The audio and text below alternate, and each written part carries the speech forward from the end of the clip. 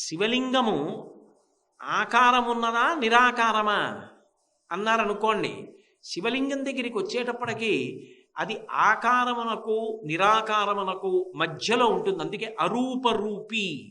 అసలు ఏమీ లేదందామంటే అక్కడ లింగం ఉంది, ఉంది అందామంటే కరచరణాదులు లేవు, మధ్యలో అవస్థ. శ్రీచక్రం కాళ్ళు చేతులు ఉన్నాయా అంటే ఉండవు, అసలు ఏమీ లేదా అంటే ఉంది. ఆ యంత్రమునందు ఆవిడ మాత్రమే కాదు, శివశక్తులు ఇద్దరు ఉన్నారు, బిందు స్థానం ఉన్నది, సమస్తమైనటువంటి వ్యాపక శక్తి అందులోని నిబిడీకృతమై ఉంది. కొన్ని కోట్ల దేవతలు ఆవరణల యందు నిలబడి ఉంటారు.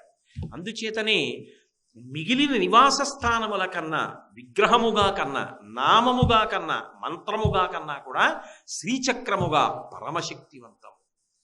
అందుకే శంకర భగవత్పాదులు అనేక చోట్ల శ్రీచక్ర ప్రతిష్ఠ చేశారు. కాంచీపురంలో కామాక్షి పరదేవత ఎదురుగుండా శ్రీచక్ర ప్రతిష్ఠ చేశారు. ఇప్పటికీ శృంగేరిలో శారదాంబ దగ్గర కానీ, కాంచీపురంలో కామాక్షి పరదేవత ముందు కానీ శ్రీచక్రారాధనమే ప్రధానమై ఉంటుంది. విశేషించి ఈ శ్రీచక్రారాధనం అనేటటువంటిది ఒక ప్రత్యేకమైనటువంటి విద్యగా గురుముఖత తెలుసుకుని ఆరాధన చేస్తారు. అంత శక్తివంతమైనటువంటి ఆరాధన శ్రీచక్రార్చన. ఆ శ్రీచక్రమునందు ఆమె తిరుగుతూ ఉంటుంది. శంకరాచార్యుల వారు ఈ శ్రీచక్రం వేయడం అనేటటువంటి దాంట్లో ఎంత స్థాయికి వెళ్ళారంటే, కాంచి పృథివీ క్షేత్రం, అందుకే కామాక్షి ఎదురుగుండా వేశారు. కానీ జంబుకేశ్వరంలో అమ్మవారు అఖిలాండేశ్వరి అప్పుక్షేత్రంలో ఉంది. ఆమె శక్తిని కొంత తగ్గించవలసి వచ్చింది. ఎందుకంటే ఇప్పుడు నేను ఈ కంటితో బాగా వెలిగిపోతున్నటువంటి సూర్యబింబం వంక చూస్తే నా కళ్ళు బైర్లు పోతాయి. ఆ తల్లి శక్తి ముందు నిలబడగలిగినంత ఉపాసనా బలం కలియుగంలో క్షీణించిపోతే ఆమెలో ఉన్న శక్తిని కొంత తగ్గించవలసి వచ్చింది. అది అప్పుక్షేత్రం. ఎదురుగుండా ఉన్న నీళ్లలో ఎలా వేస్తారు పట్టుకెళ్ళి యంత్రాన్ని? కుదరదు. పృథ్వీ మీదంటే వేస్తారు కానీ నీళ్లలో వేయలేరు. అందుకే తగ్గించినటువంటి శక్తిని అంతటినీ కూడా మళ్ళీ తాటంకములలో పెట్టి, వజ్రతాటంకములలో శ్రీచక్రములు వేసి ఆ అఖిలాండేశ్వరి అమ్మవారి చెవులకు పెట్టారు. అవి ఎప్పుడైనా మసకబారాయనుకోండి, అవి తీయాలి అంటే ఒక్క కంచికామకోటి పీఠాధిపతులకు మాత్రమే అధికారం. దాన్ని ఇప్పటికీ కూడా దక్షిణ దేశంలో ఒక కుటుంబం వాళ్లే పరంపరాగతంగా చేస్తారు. ఆ శ్రీచక్ర తాటంకములు తీసి మళ్ళీ అప్పటి వరకు తాత్కాలికముగా తాటంకములను ఉంచి ఆ తాటంకములకు మెరుగు పెట్టి తీసుకొచ్చే పర్యంతము దేవీ భాగవత పఠనము, కుంకుమార్చనలు, అమ్మవారికి సంబంధించినటువంటి ఆరాధనలు, భజనలతోటి, దీక్షతోటి ఇంచుమించు 40 రోజుల పైచిలకు అమ్మవారి నామంతో మార్మోగిపోతుంది దేవాలయం. అప్పుడు మళ్ళీ ఆ తాటంకములను తీసుకొచ్చిన తర్వాత కామకోటి పీఠాధిపతుల చేతుల మీదుగానే అఖిలాండేశ్వరి అమ్మవారికి ఆ శ్రీచక్ర తాటంకములను అలంకరిస్తారు. ఇప్పటికీ కూడా జంబుకేశ్వరం వెళ్ళిన వాళ్ళు అమ్మవారి ముందు నిలబడినప్పుడు ఆ తాటంక దర్శనం అద్భుతమని చెప్పి దర్శనం చేస్తారు.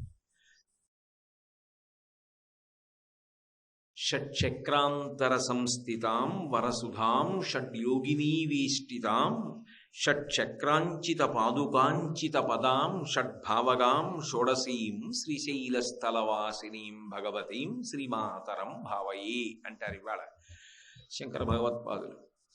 ఇది ఒక వరుస కూర్పు. ఈ శ్లోకంలో ఆయన గొప్ప యోగ రహస్యాలు కొన్నింటిని పేర్కొంటున్నారు. ఆ భ్రమరాంబ ఎవరో కాదు, ఆమె సాక్షాత్తుగా షట్చక్రాంతర సంస్థితాం అంటున్నారు. ప్రతి వారిలో కూడా 6 చక్రములు ఉంటాయని, ఆ 6 చక్రములనే 6 కమలములు, షట్కమలములు అని పిలుస్తారు. అవే షట్చక్రములు అని పిలువబడతాయి. ఆ షట్చక్రములను దాటిన తర్వాత 7వదైనటువంటి సహస్రార చక్రాన్ని చేరుకుంటారని మనకి కుండలిని యోగం గురించి ప్రస్తావన చేస్తారు శ్రీ విద్యలో. అయితే నేను ఈ సందర్భంలో ఒక విషయాన్ని మనవి చేయదలుచుకున్నాను. అవి కేవలంగా విని సాధన చేసేటటువంటివి మాత్రం కావు. అవి దానిలో నిష్ణాతుడైనటువంటి సిద్ధుడైనటువంటి గురువు దగ్గర కూర్చుని నేర్చుకునేవే తప్ప అవన్నీ పుస్తక పఠనం చేసో లేకపోతే ఓ పుస్తకాన్ని చదివి చెప్తే వినో సాధన చేసే విషయాలు మాత్రం కావు. కేవలము గురుముఖత గురువు గారి దగ్గర ఉండి నేర్చుకోవలసినటువంటి పరమ గోప్యమైనటువంటి యోగ సాధన సంబంధమైన విషయాలు. అయితే శ్రీ విద్యా తంత్రమునందు ఇది చాలా ప్రధానమైన విషయం కాబట్టి శంకర భగవత్పాదులు ఇక్కడ అమ్మవారి యొక్క వైభవాన్ని ప్రస్తుతి చేస్తున్నారు. షట్చక్రాంతర సంస్థితాం, ఆ తల్లి 3.5 చుట్లు చుట్టుకున్నటువంటి పాము రూపంలో, పాము రూపంలో అంటే నిజంగా పాము అని కాదు, కుండలిని శక్తిగా ప్రతి వారి యొక్క పాము యొక్క చివరి భాగంలో పడుకుని ఉంటుంది ఆ కుండలిని అని. దాన్ని యోగమునందు నిద్రలేపుతారు. ఆ యోగమునందు లేచినటువంటి కుండలిని పైకెక్కుతుంది. అలా పైకెక్కినప్పుడు ఒక్కొక్క చక్రాన్ని భేదించుకుంటూ పైకెడుతుంది. అందులో మొట్టమొదటిది మూలాధార చక్రం. మూలాధార చక్రం తర్వాత స్వాధిష్టాన చక్రం. స్వాధిష్టాన చక్రం తర్వాతది మణిపూరక చక్రం. మణిపూరక చక్రం తర్వాత అనాహత చక్రం. అనాహత చక్రం తర్వాత విశుద్ధి చక్రం. విశుద్ధి చక్రం తర్వాత ఆజ్ఞాచక్రం.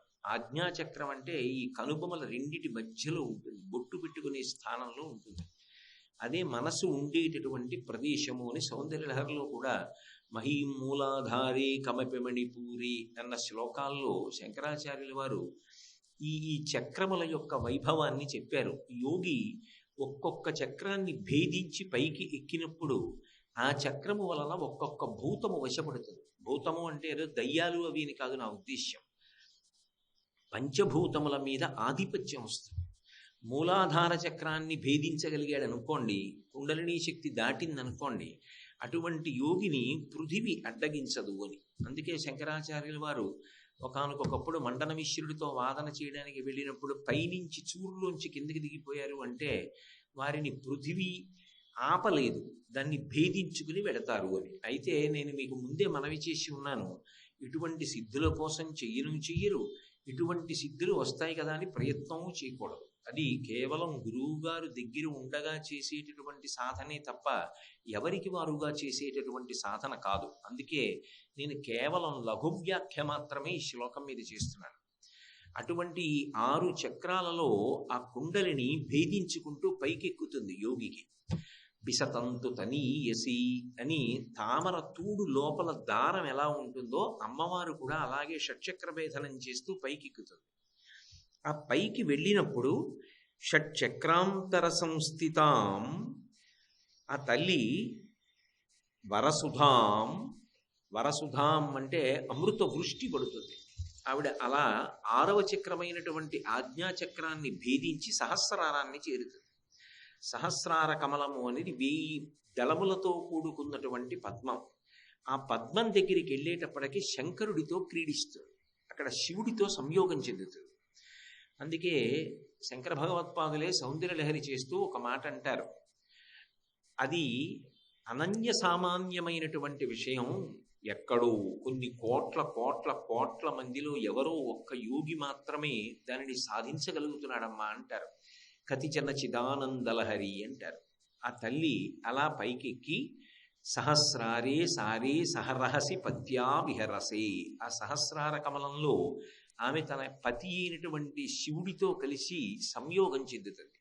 అలా సంయోగం చెందినప్పుడు యోగి యొక్క నాడీమండలం అంతా కూడా అమృత వృష్టి చేత తడిసిపోతుంది.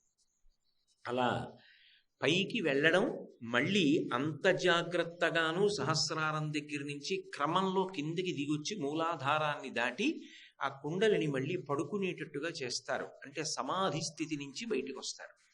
అది వెళ్ళేటప్పుడు ఎంత జాగ్రత్త అవసరమో మళ్ళీ బయటికి కిందకు వచ్చేసేటప్పుడు కూడా అంత జాగ్రత్తగాను కిందకి రావాలి. దాన్ని మేరుదండ విద్య అని పిలుస్తూ ఉంటారు. అలా షట్చక్ర భేదనం చేసి సహస్రారాన్ని చేరుకోవడం, సహస్రారం నుంచి మళ్ళీ మూలాధారం దగ్గరికి వస్తూ ఉండడం, అది యోగులు గొప్ప సాధన చేసి కుండలిని యోగంలో అటువంటి పతాక స్థాయిని చేరుతారు. కాబట్టి వరసుధాం, ఆ తల్లి అలా పైకి ఎక్కినప్పుడు అమృత వృష్టిని కురిపిస్తుంది. యోగి యొక్క నాడీమండలం అంట అమృతంతో తడుస్తుంది. అదిగో ఆ స్థితిని చెప్పడానికి అమృత వర్షమును కురిపించగలిగినటువంటి తల్లివి. కాబట్టి వరసుధాం షడ్యోగిని వేష్టితాం, షట్చక్రములను భేదించుకుంటూ ఆవిడ పైకి ఎడుతున్నప్పుడు ఒక్కొక్క చక్రం దగ్గర ఒక్కొక్క యోగిని దేవత పరివేష్టించి ఉంటుంది. మీరు ఈ విషయాలన్నీ కూడా లలితా సహస్రనామ స్తోత్రంలో కూడా ఉంటాయి. అందుకే ఆ లలితా సహస్రనామం చదువుకున్నప్పుడు మీకు దీనికి సంబంధించిన విషయాలన్నీ కనపడతాయి. మూలాధారైక నిలయ అంటూ మూలాధార చక్రంలో ఎలా ఉంటుంది, ఈ విషయాలన్నీ కూడా చెప్పబడి ఉంటాయి. అందులో మూలాధార చక్రం దగ్గర నుంచి వరుసగా చూస్తే సాకిని, అలాగే కాకిని, లాకిని, రాకిని, ఢాకిని, హాకిని అని పేరు కలిగినటువంటి 6 యోగిని దేవతలు 6 చక్రములలో ఉంటారు. ఆ 6 యోగిని శక్తుల చేత పరివేష్టింపబడి ఉంటుంది. ఒక్కొక్క చక్రం దాటుతున్నప్పుడు ఆవిడ ఒక్కొక్క రకమైనటువంటి నైవేద్యాన్ని స్వీకరిస్తుంది. ఇది అందులోనే మీకు ఈ పులగం వండి నైవేద్యం పెట్టడం అనేటటువంటిది కూడా అక్కడే ప్రస్తావన చేయబడుతుంది. ఆమె ఏ చక్రం దగ్గర ఉంటుంది, ఆమె ఆ చక్రం దగ్గర ఉన్నప్పుడు శరీరంలో ఉన్నటువంటి ఏ భాగం మీద ఆధిపత్యాన్ని పొందుతుంది. మధ్య సంస్థ, హంసవతి, ముఖ్యశక్తి సమన్విత అంటూ ఒక్కొక్కసారి ఆమె ఎముకలో ఉన్నటువంటి గుజ్జుకి అధిష్టానం అవుతుంది. ఒక్కొక్కసారి త్వక్స్థ చర్మం మీద అధిష్టానం అవుతుంది. ఒక్కొక్కసారి ఆమె మాంసనిష్ట మాంసం మీద అధికారాన్ని పొంది ఉంటుంది, శరీరంలో ఉన్న ధాతువుల మీద. అలా ఆమె ఒక్కొక్క ధాతువు మీద అధికారాన్ని పొంది ఒక్కొక్క చక్రం దగ్గర ఒక్కొక్క యోగినీ దేవత చేత పరివేష్టింపబడుతుంది.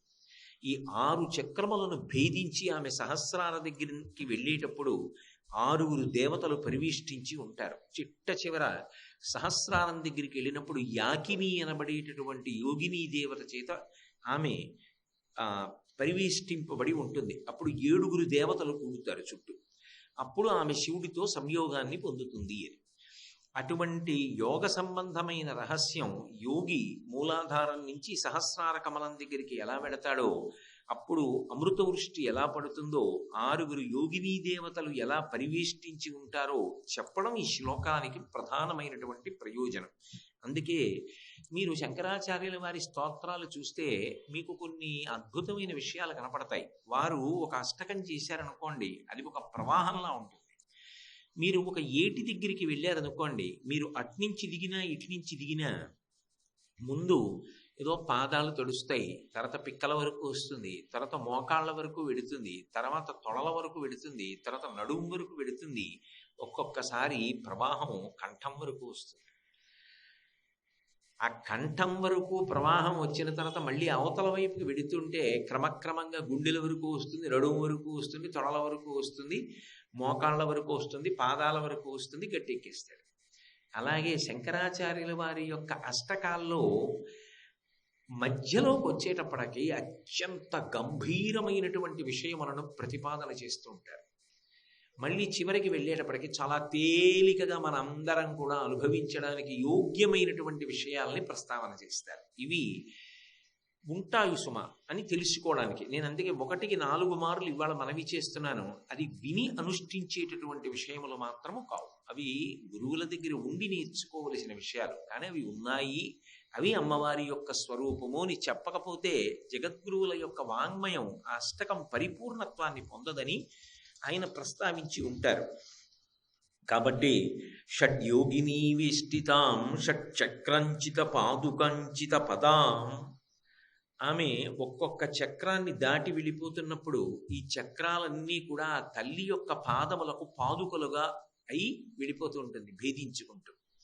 ఆ వెళ్ళిపోయేటటువంటి స్థితి, ఆ కుండలిని ఒక పాము పైకి లేచి వెళ్ళినట్టు మెరుపు తీగల పైకి ఎక్కినటువంటి వైనంలో ఆ స్థితి ఎలా ఉంటుంది అంటే షట్చక్రములను తన పాదములకు పాదుకలుగా తొడుక్కుని ఎక్కుతున్నట్టుగా ఎక్కుతూ ఉంటుంది ఆవిడ.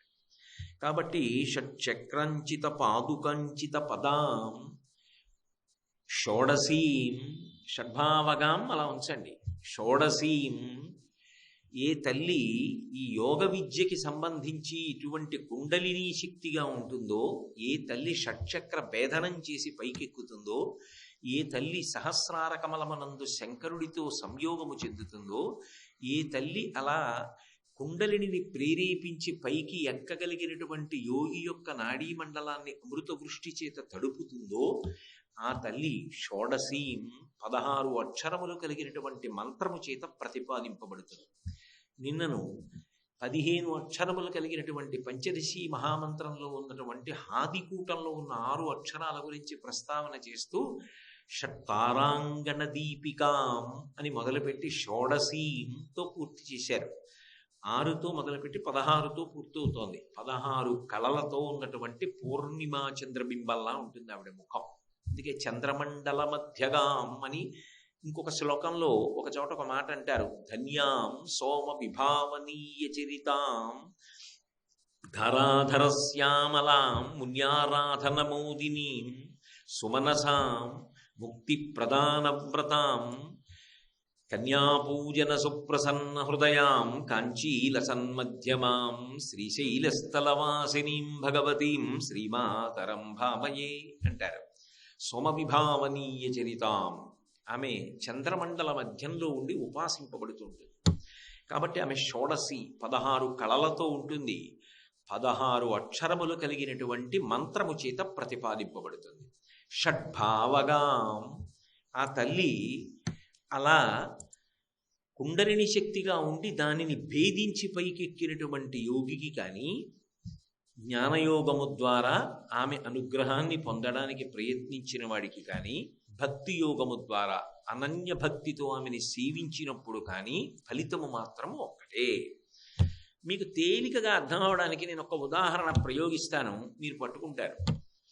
కాకినాడ రావాలనుకుని మీరు సామర్లకోటలో ఏదో ఒక రైలు దిగారనుకోండి, కాకినాడ ఎలా వెళ్ళవచ్చండి అని అడిగారనుకోండి, మీ దగ్గర డబ్బులు ఉంటే కారు తీసుకుని వెళ్ళవచ్చు ఒక మార్గం. అంత డబ్బులు లేకపోతే ఆటోలో వెళ్ళవచ్చు ఒక మార్గం. అంత డబ్బులు కూడా లేకపోతే బస్సులో వెళ్ళవచ్చు ఇంకొక మార్గం. అలా వెళ్ళొచ్చో వెళ్ళకూడదో తెలియదు కానీ ఇక్కడెక్కడో ఎప్పుడో ఎవరో మాట అన్నారు, ఇక్కడి నుంచో సొరంగం ఉంది, ఆ సొరంగంలో వెడితే కాకినాడ చేరుతారని. కానీ ఆ సొరంగంలో వెళ్ళి వచ్చిన వాళ్ళని నేను చూడలేదు. ఆ సొరంగంలో కూడా వెళ్ళవచ్చు. సొరంగంలో వెళ్ళినా కాకినాడ చేరుతారు, ఆటోలో వెళ్ళినా చేరుతారు, కారులో వెళ్ళినా చేరుతారు, బస్సులో వెళ్ళినా చేరుతారు. మీ శక్తిని బట్టి ఉపాసన ఉంటారు. శక్తి లేని దానికి ఆకర్షణీయంగా కనపడింది కదా అని మాత్రం సొరంగ ప్రవేశం చేయకూడదు. మీకు అర్థమైందని నేను అనుకుంటున్నాను. కాబట్టి ఆ తల్లి షోడశి, ఏ మార్గంలో మీరు వెళ్ళినా కాకినాడే చేరుతారు. అలాగే ఆ తల్లి ఏం చేస్తుంది అంటే షడ్భావములను తీసేస్తుంది.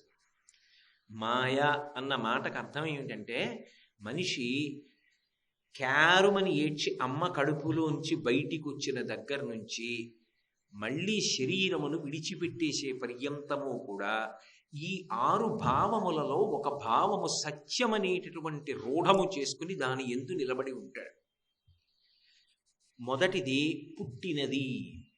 ఆ భావము మనం ఇప్పుడు అభివ్యక్తం చేయడం, అనుభవాన్ని చెప్పడం సాధ్యం కాదు.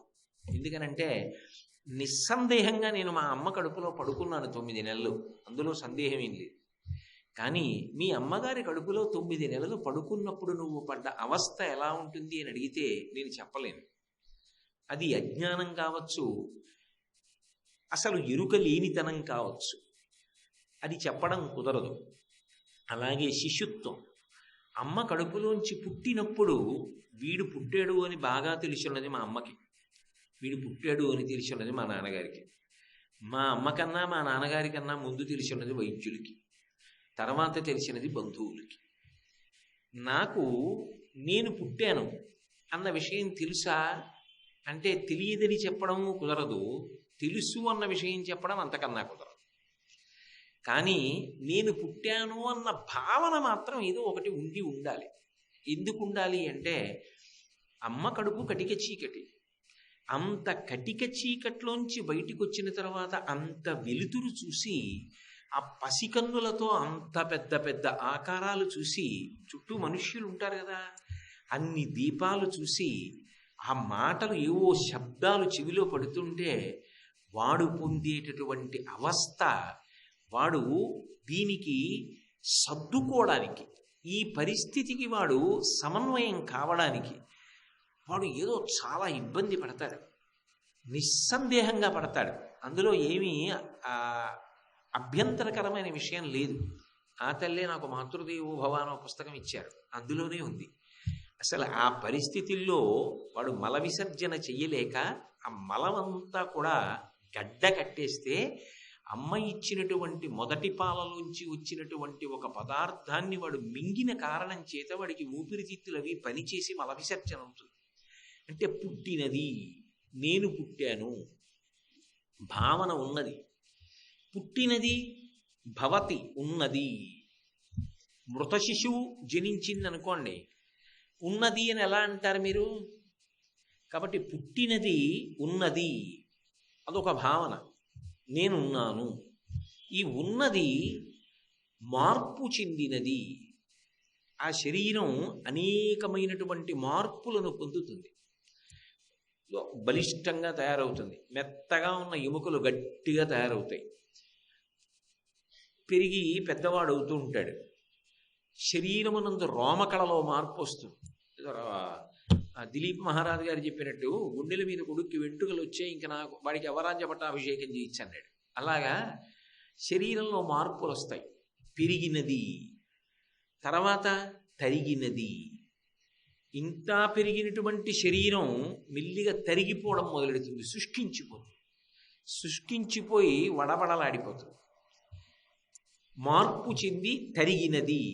అలా తరిగి తరిగి ఆఖరికి ఏమైపోతుందంటే, అయ్య బాబా అంతెత్తున అలా ఉండేవారు అజానబాహుల ఆయనైనా అంటారు. బియ్యం సోలంత అయిపోతాడు. అయిపోయి తర్వాత ఏమైపోయాడు? నశించినది. ఆ శరీరం ఉండదు. ఆ శరీరము బ్రహ్మాండమునందు కలిసిపోతుంది.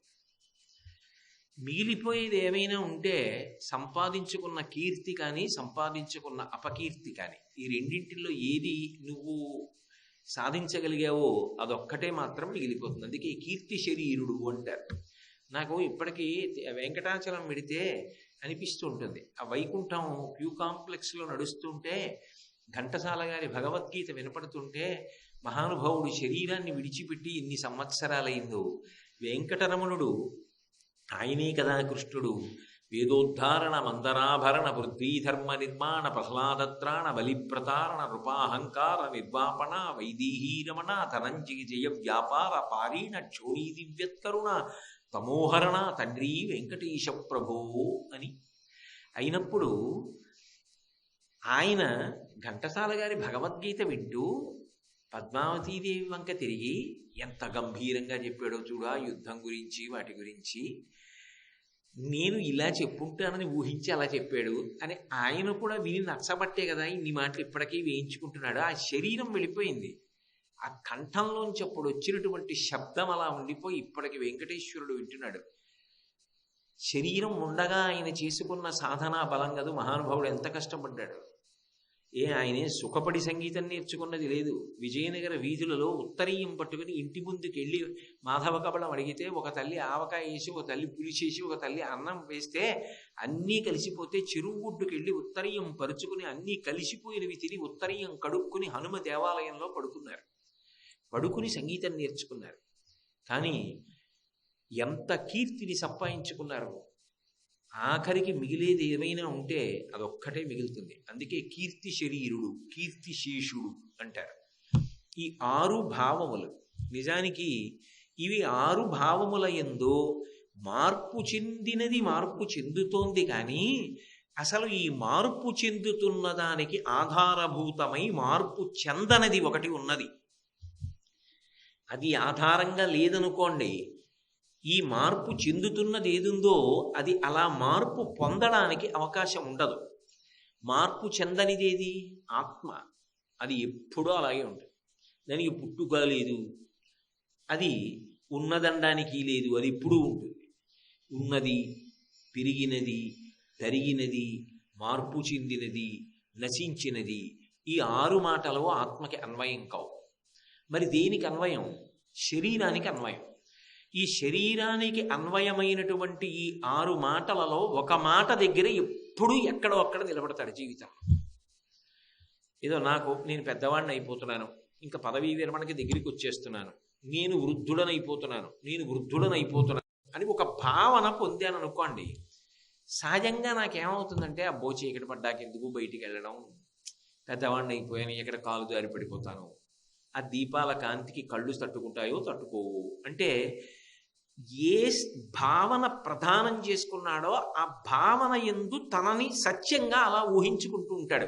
నేను చచ్చిపోతాను, నేను చచ్చిపోతాను అన్నప్పుడు తాను చనిపోవడం అంటే ఇక తాను లేకుండా పోవడం అనుకుంటాడు. తన శరీరమును ధరించిన ఆత్మ మాత్రం ఎప్పుడూ అలాగే ఉంటుంది.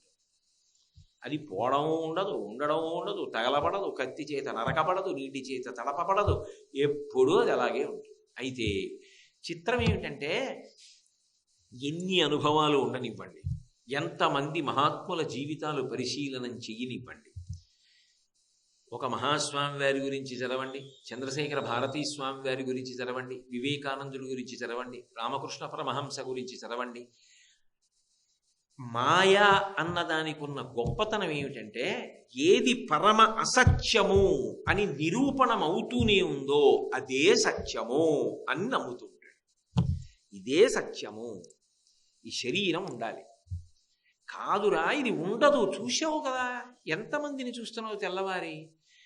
నువ్వు పొమ్మన్నా పోనిది ఆత్మ, నేను ఆత్మ అని రూఢమైందనుకోండి, నోటితో అనడం కాదు, నేను ఆత్మ రూఢమైపోయింది అనుకోండి, ఇంకా భయం దేనికి అసలు?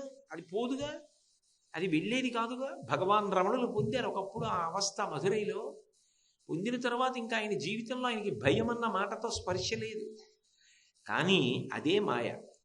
ఆ మాయలో ఆవిడ తిప్పుతూ ఉంటుంది. ఆ తిప్పడంలో ఏం చేస్తాడంటే ఆ భయం, ఆ ఉద్వేగం, ఆ ఓపిక, యవ్వనంలో ఉన్నప్పుడు నేను ఇప్పుడు సంపాదించుకోవద్దా, నేను ఇప్పుడు సుఖపడద్దా, గాడి తప్పడం అంతా అక్కడే ఉంటుంది.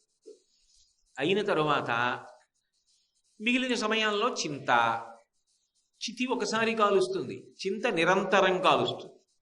ఈ 6 భావముల యందు తిరుగుతుండడంలో ఏం చేస్తాడంటే ఈ భావమునకు మళ్ళీ పిలకలు వస్తాయి. చూడండి, కంద పిలకకి పిలకలు వస్తాయి, అరటికి పక్కన పిలకలు వస్తాయి, అలా పిలకలు వస్తాయి. ఏమిటి పిలకలు అంటే ఏదో మార్పు చెందినది, ఉన్నది, పెరిగినది. నేనిప్పుడు యవ్వనంలో ఉన్నాను, నేను ఇప్పుడు మంచి ప్రౌఢంగా ఉన్నాను, శక్తితో ఉన్నాను అన్నాడు అనుకోండి.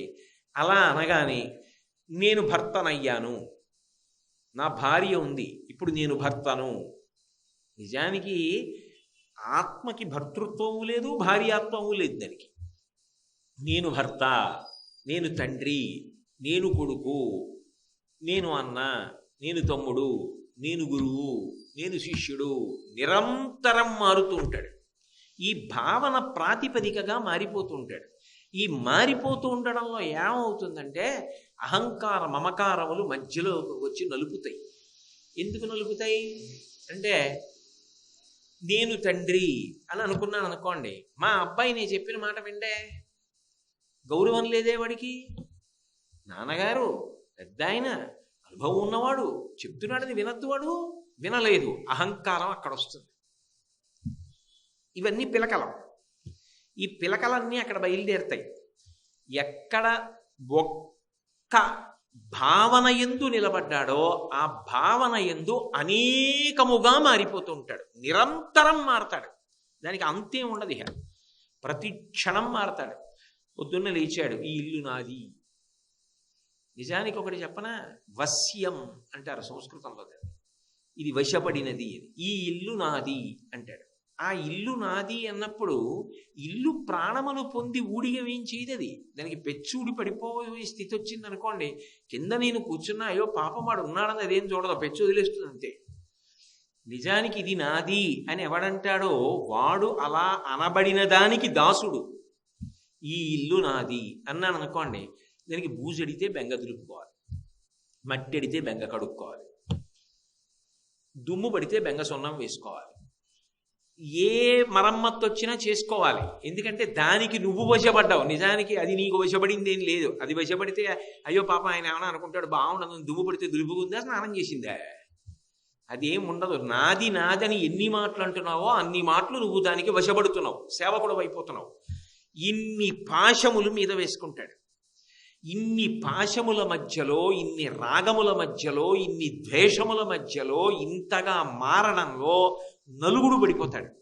ఆ నలుగుడు ఎప్పుడు ఎలా ఉంటుందంటే ఒక్కొక్కసారి తాను పైనున్నాననుకుని నా మాట కింద వాళ్ళు వినలేదని బాధపడతాడు, ఒక్కొక్కసారి తాను కింద ఉన్నాననుకుని నన్ను పైవాడు అర్థం చేసుకోరని బాధపడతాడు. మొత్తానికి బాధే పడుతూ ఉంటాడు, నలుగుడు పడుతూనే ఉంటాడు. ఈ నలుగుడులో ఆవేశాలు పొందుతూ ఉంటాడు, కోప్పడుతూ ఉంటాడు, బాధపడుతూ ఉంటాడు, నలుగుడు పడుతూ ఉంటాడు, ఏదో అంటూ ఉంటాడు, వాచికంగా పాపం చేస్తాడు, నిజంగా పాపం చేస్తాడు, ఏవో రకరకాలు. ఇదంతా కలిపే మాయ. ఎందుకని? అసలు నిజానికి ఆత్మ సత్యమైనది. ఆత్మ ఈ లాల్చీ నేను ఇప్పుడు తొడుక్కొచ్చా, ఇంటికి వెళ్ళాక చెమటడుతుంది. చెమటడితే నిర్మోహమాటంగా దీన్ని తీసి పక్కన పారేస్తాడు. ఎందుకంటే నేను తొడుక్కున్నాను తప్ప లాల్చీ మాత్రం నేను కాదు, ఉత్తరీయం నేను కాదు, దండా నేను కాదు, ఈ పంచా నేను కాదు. ఇవన్నీ నేను తొడుక్కున్నవి అని చెమట పడితే ఎలా వదిలేస్తున్నానో, ఇది జర్జరీభూతమైనప్పుడు కూడా అయ్యో పాపం దీనివల్ల నీకు ఉపయోగం ఏమిటిరా అని ఆత్మ దీన్ని అలా వదిలిపెట్టేస్తుంది. అలా వదిలిపెడుతున్న ఆత్మ నేను అని ఇప్పుడు ఇలా చెప్తున్నానా?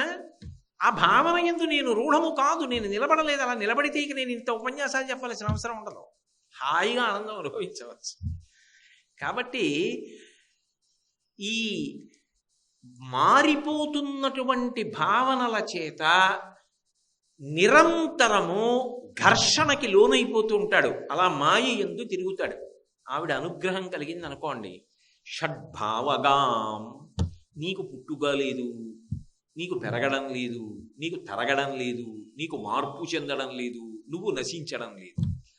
బాల్యాదిశ్యపి జాగ్రత్తాదిషు తదా సర్వాస్వస్థాస్యపి వ్యావృత్తా స్వనువర్తమానమిహమిత్యంత స్ఫురంతం సదా స్వాత్మానం ప్రకటీకరోతి భజతాం యో ముద్రయా భద్రయా తస్మై శ్రీగురుమూర్తయే నమః శ్రీ దక్షిణామూర్తయే. లోపలి ఆత్మకి బాల్యము లేదు, యవ్వనము లేదు, కౌమారము లేదు, వార్ధక్యము లేదు, పుట్టుక లేదు, మరణము లేదు, ఎప్పుడు లేదు, అది అలాగే ఉంది. అది నేను అనుకున్నవాడికి వచ్చేటటువంటి గొప్ప లక్షణం ఏమిటంటే శరీరము పడిపోతున్నప్పుడు సాక్షిగా ఉంటాడు. నేను ఈ లాల్చీ విప్పేస్తున్నాను అనుకోండి, అమ్మయ్యా చెమట పట్టిన లాల్చీ వదిలి పారేశాను. రమణ మహర్షి మాటల్లో చెప్పాలి అంటే, కూలికి కట్టెల మోపు ఎత్తుకుని వస్తున్నవాడు ఉన్నాడు అనుకోండి, ఇంటికి తీసుకెళ్తున్న యజమాని అదిగో అక్కడే ఇల్లు అంటాడు.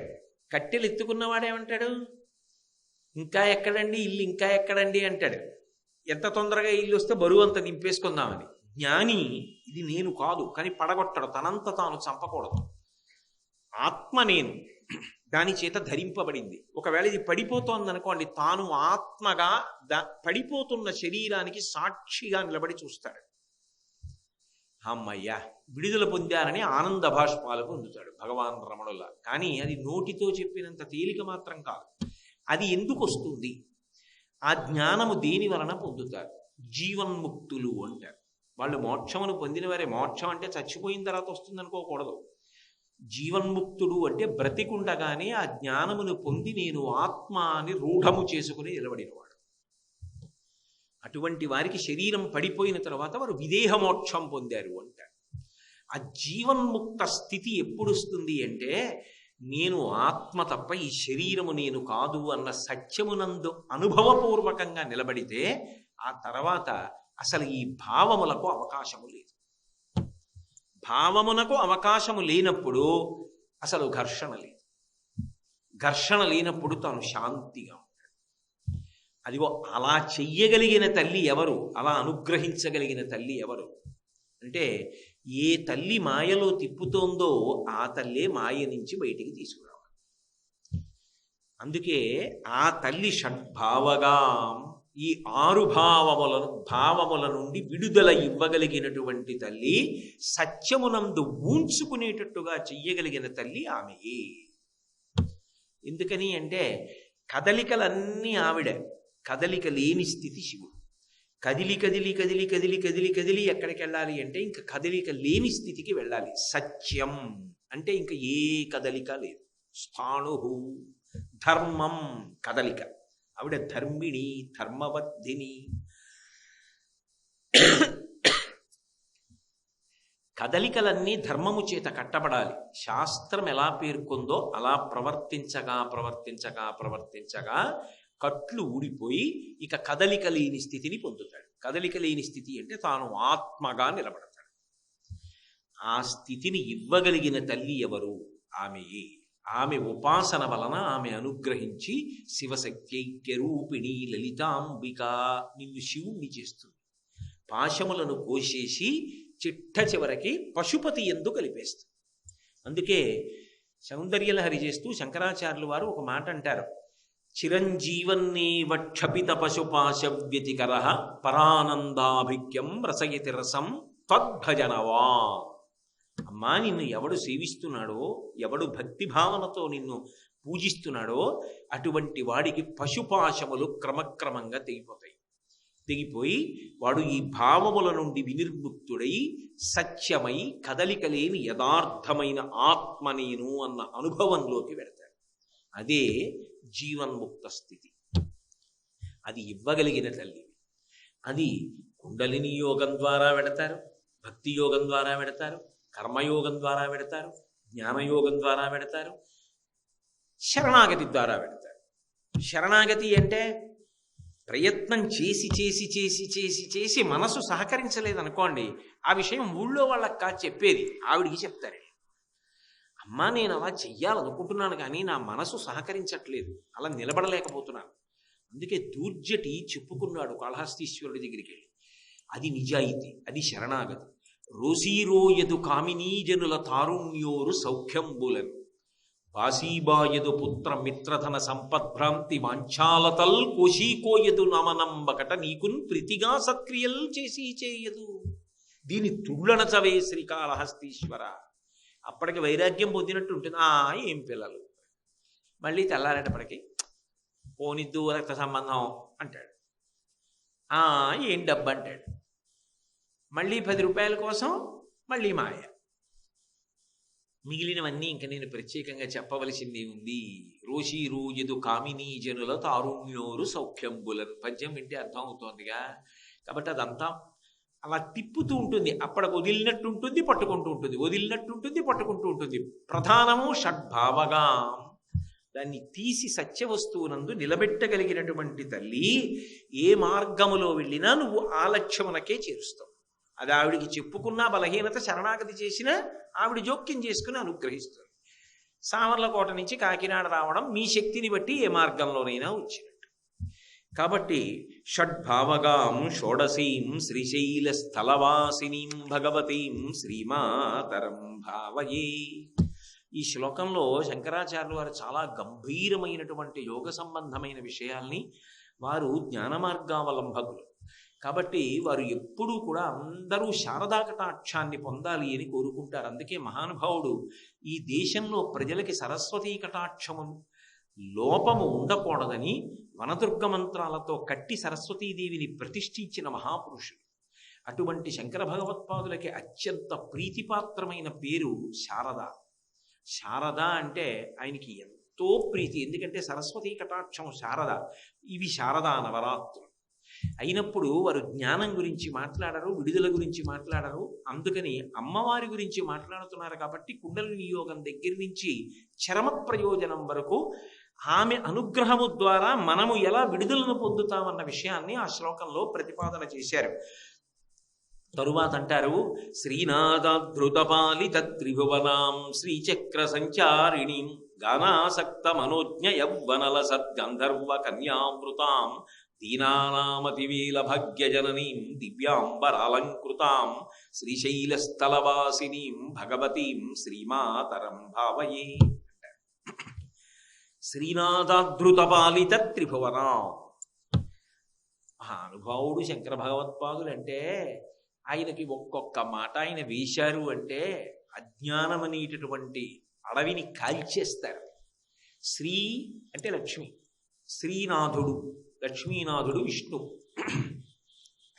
విష్ణువు చేత ఆదరింపబడినటువంటి ఈ భువనములనన్నింటినీ పరిపాలిస్తున్నదానా స్థితికర్త అంటాం. విష్ణువుకి స్థితికర్త అని పేరు. సృష్టికర్త, స్థితికర్త, ప్రళయకర్త అని 3 మూర్తులు. అయితే ఈ 3 మూర్తులు చేసేటటువంటి ఏ పైనికైనా ప్రాతిపదిక మాత్రం కారుణ్యమే, దయ. దయతో చేస్తారు. బ్రహ్మగారు శరీరం ఎందుకు ఇస్తాడంటే, ఒరే ఈ శరీరం పుచ్చుకొని నువ్వు చేసిన పాపాన్ని పోగొట్టేసుకో. శరీరం లేదనుకోండి బాధ ఎలా పడతారు?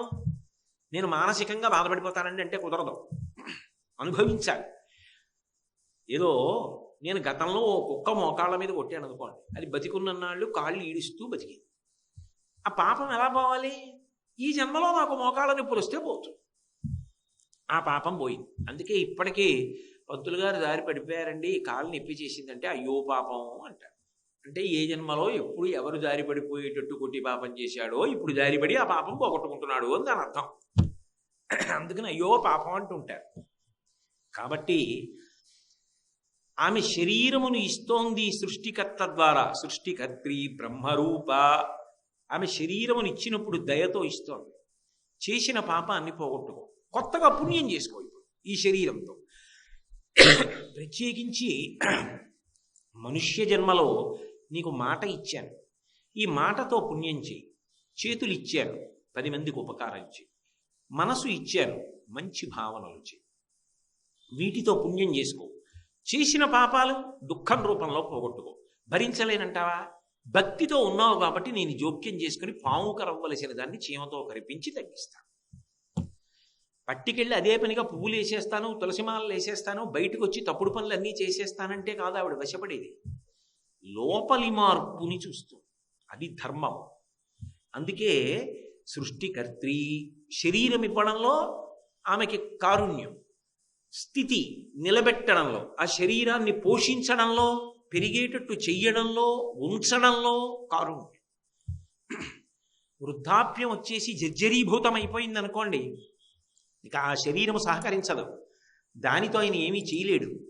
అటువంటప్పుడు ఆ శరీరంతో నువ్వేం చేసుకోలేవురా, ఇంకా దీనితో అంట కాగుతానంటావు. అందుకే సనాతన ధర్మమునందు మృత్యువు దేవత. ఆవిడికి వ్రతాలు పూజలు లేకపోయినా ఆవిడ దేవతే, ఆవిడేం దయ్యం కాదు. ఎందుకని అంటే, ఓరి పిచ్చాడా, ఇంకా ఇందులో కూర్చుని ఏం చేస్తావురా, ఎన్నాళ్ళు చేస్తారు, నువ్వు ఈ గదిలో ఉన్నావు కాబట్టి తెలియట్లేదు, బయట చూడు ఎలా విసుక్కుంటున్నారో, అబ్బాయి ఇంకా పాపం ఇలా ఎన్నాళ్ళు ఉంటాడో అంటున్నారు, అన్నీ ఉట్టిదే, నువ్వు వెళ్ళిపోతే వాళ్ళ పనులు వాళ్ళు చేసుకోవచ్చని అని విడిపించేస్తుంది శరీరం వచ్చి. కొత్త శరీరం ఇస్తానులే నీకు అని. కాబట్టి ఆవిడ మృత్యు దేవత. ప్రళయము అంటే శరీరములు పడగొట్టడమే కాదు శివుడి పని, జ్ఞానం ఇవ్వడం ఆత్యంతిక ప్రళయం. మొత్తం అందరినీ కాసేపు పడుకుంటారా, ఎన్నాళ్ళు ఇలా జన్మచక్రంలో తిరుగుతారు అని సమస్త భూతములను ఆయన కొంతకాలం పడుకోబెట్టేస్తే మహాప్రళయం. నిద్రముచ్చితే స్వల్పకాలిక ప్రళయం. జ్ఞానదాత మహేశ్వర. అందుకని ప్రళయకర్త. ఏది చేసినా దయతో చేస్తాడు భగవంతుడు. అటువంటప్పుడు ఈ భువనములనన్నిటినీ కూడా నిలబెడుతూ ఉంటాడు విష్ణుమూర్తి. ఆయన చేత ఆదరింపబడి ఉంటాయి. ఈ ఆదరింపబడినటువంటి ఈ భువనములు ఏ ఉన్నాయో వాటిని నువ్వు పరిపాలిస్తున్నావు. ఏమిటి దాని అర్థం అంటే, యథార్థమునకమ్మా ఆ స్థితికర్త అయినటువంటి విష్ణువుని పురుషస్వరూపంగా చెప్తే విష్ణువు, అదే విష్ణువుని స్త్రీ స్వరూపంగా చెప్తే నువ్వు. అందుకే ఇద్దరూ అవతార స్వీకారం చేస్తారు, ఇద్దరూ రాక్షస సంహారం చేస్తారు, ఇద్దరూ ధర్మాన్ని నిలబెడతారు. ఆయన కృష్ణ పరమాత్మగా భగవద్గీతనిచ్చి ప్రస్థానత్రయంలో ఒకటిచ్చి జగద్గురువై నిలబడతాడు. ఆవిడ గురుమండల రూపిణి అయి నిలబడుతుంది. ఆవిడది అలంకార ప్రియత్వం, ఆయనది అలంకార ప్రియత్వం. అంటే పైకి పురుష స్వరూపంగా ఉంటే విష్ణువు అని పిలువబడుతుంది, స్త్రీ స్వరూపంగా ఉంటే భ్రమరాంబ అని పిలువబడుతుంది. తప్ప యథార్థమునకు మాత్రం ఒక్కటే. అంతవరకు ఎందుకండి? ఒక్క విషయం ఆలోచించండి. సృష్టి బిడ్డలు పుట్టడం అన్నది ఎక్కడ జరుగుతుంది? స్త్రీ ఎందు జరుగుతుంది. ఒక్క మనుష్య ప్రాణి కాదు, లోకంలో ఎక్కడైనా కూడా స్త్రీ ప్రాణి చేస్తుంది. అందుకే పురుష ప్రాణి కన్నా స్త్రీ ప్రాణికి బిడ్డల యందు ఉన్నటువంటి అనురక్తి, ఆ దయ వేరు. నేను ఈ మధ్య కాలంలోనే ఒక పుస్తకం చదివాను. ఆ పుస్తకంలో ఒక అద్భుతమైన విషయం రాశారు. నేను ఆ పుస్తకం చదవగానే చదువుకుంటున్న వాడిని మూసేసి, చదువుకుంటున్న బల్ల మీద పెట్టేసి గబగబా వంటింట్లో ఉన్న మా ఆవిడ దగ్గరికి వెళ్ళి చెప్పాను, నేను ఎంత అద్భుతమైన విషయం చదివానో. శాస్త్రవేత్తలు విదేశాల్లో ఒక ప్రయోగం చేశారట, ఇది వినని చెప్పి చదివి వినిపించారు. ఒక చోట కొన్ని ప్రాణులను తీసుకెళ్ళి, మొట్టమొదట పురుష ప్రాణులు, మగ ప్రాణులను అన్నింటినీ తీసుకెళ్ళి ఒక అగ్ని వలయం, అగ్నిహోత్రంతో చిన్న గోడ లాంటిది కట్టి దాని మధ్యలో ఉంచారు. అంటే వాటికి వేడి తగలకుండా ఉండేటట్టుగా పెట్టి ఒకవైపు అన్నం, ఒకవైపు నీళ్లు, ఒకవైపు దాని భార్య, ఒకవైపు దాని బిడ్డలు ఉంచారు. ఈ పురుష ప్రాణి ఏం చేసిందంటే కొంతసేపు అలా కూర్చుంది. మరి బయట అగ్నిగోడ ఉందిగా, పొట్టిగా ఉంది, మంట వెలుగుతూ. ఇక తెగించేసింది. ఎంతసేపు ఇక్కడ కూర్చుంటాం, ఇంకా ప్రాణం పోయేటట్టుందని దూకేసి మొదట ఎక్కడికి వెళ్ళిందంటే నీళ్ళ దగ్గరికి వెళ్ళింది. నీళ్లు తాగేశాక లోపల పడేశారు. కాసేపు ఆగి దూకడం వచ్చిందిగా, ఆహారం దగ్గరికి పోయింది. మళ్ళీ లోపల పడేశారు. కడుపు నిండుగా ఉందిగా, భార్య దగ్గరికి పోయింది. మళ్ళీ లోపల పడేశారు. అప్పుడు పిల్లల దగ్గరికి వెళ్ళి స్త్రీ ప్రాణులను తీసుకొచ్చి లోపల పడేశారు. పడేస్తే ప్రాణం పోయేలా అనిపించగానే స్త్రీ ప్రాణి దూకి మొట్టమొదట పిల్లల దగ్గరికి వెళ్ళి. అది అమ్మతనం, అది అమ్మ యొక్క గొప్పతనం. నేను ఎవరిని కించపరచడానికో తక్కువ చేయడానికో ఇది చెప్పట్లా, జరిగిన ప్రయోగాన్ని చెప్తున్నాను. ఒకవేళ నేను సృష్టించానని మీరు అనుకుంటే మా ఇంటికి వస్తే పుస్తకం చూపిస్తాను. కాబట్టి అది సృష్టిలో ఆ భగవతి యొక్క అనుగ్రహం, ఆవిడ దయ అలా ఉంటుంది. సామాన్యంగా అమ్మకే అంత ప్రేమ ఉంటే, పక్షులలో పశువుల్లో ఆ స్త్రీ ప్రాణికి అంత ప్రేమ ఉంటే, ఇన్ని ప్రాణులను లోకములను కన్న తల్లి జగదంబ ప్రేమ ఎలా ఉంటుంది? ఆమె ప్రేమ ఏమని వర్ణిస్తాం? అందుకే ఆ తల్లి ఆమె లోకములనన్నింటినీ సృష్టించాలి. అందుకే విష్ణువు యొక్క నాభికమలంలో బ్రహ్మగారు వచ్చారంటారు. అంటే విష్ణువే స్త్రీ స్వరూపంగా ఉన్నప్పుడు అమ్మవారు, పురుష స్వరూపంగా ఉన్నప్పుడు విష్ణువు.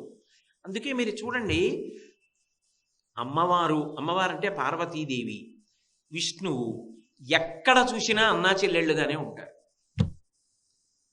హంస హంసిని పార్వతీ పరమేశ్వరుడు, శంకర శాంకరి పార్వతీ పరమేశ్వరుడు, శంభు శాంభవి పార్వతీ పరమేశ్వరుడు, శివ శివాని పార్వతీ పరమేశ్వరుడు, భవ భవాని పార్వతీ పరమేశ్వరుడు, రుద్ర రుద్రాణి పార్వతీ పరమేశ్వరుడు, నారాయణ నారాయణి విష్ణువు అమ్మవారు. వాళ్ళిద్దరూ భార్యాభర్తలు గారు, అన్నా చెల్లెళ్ళు.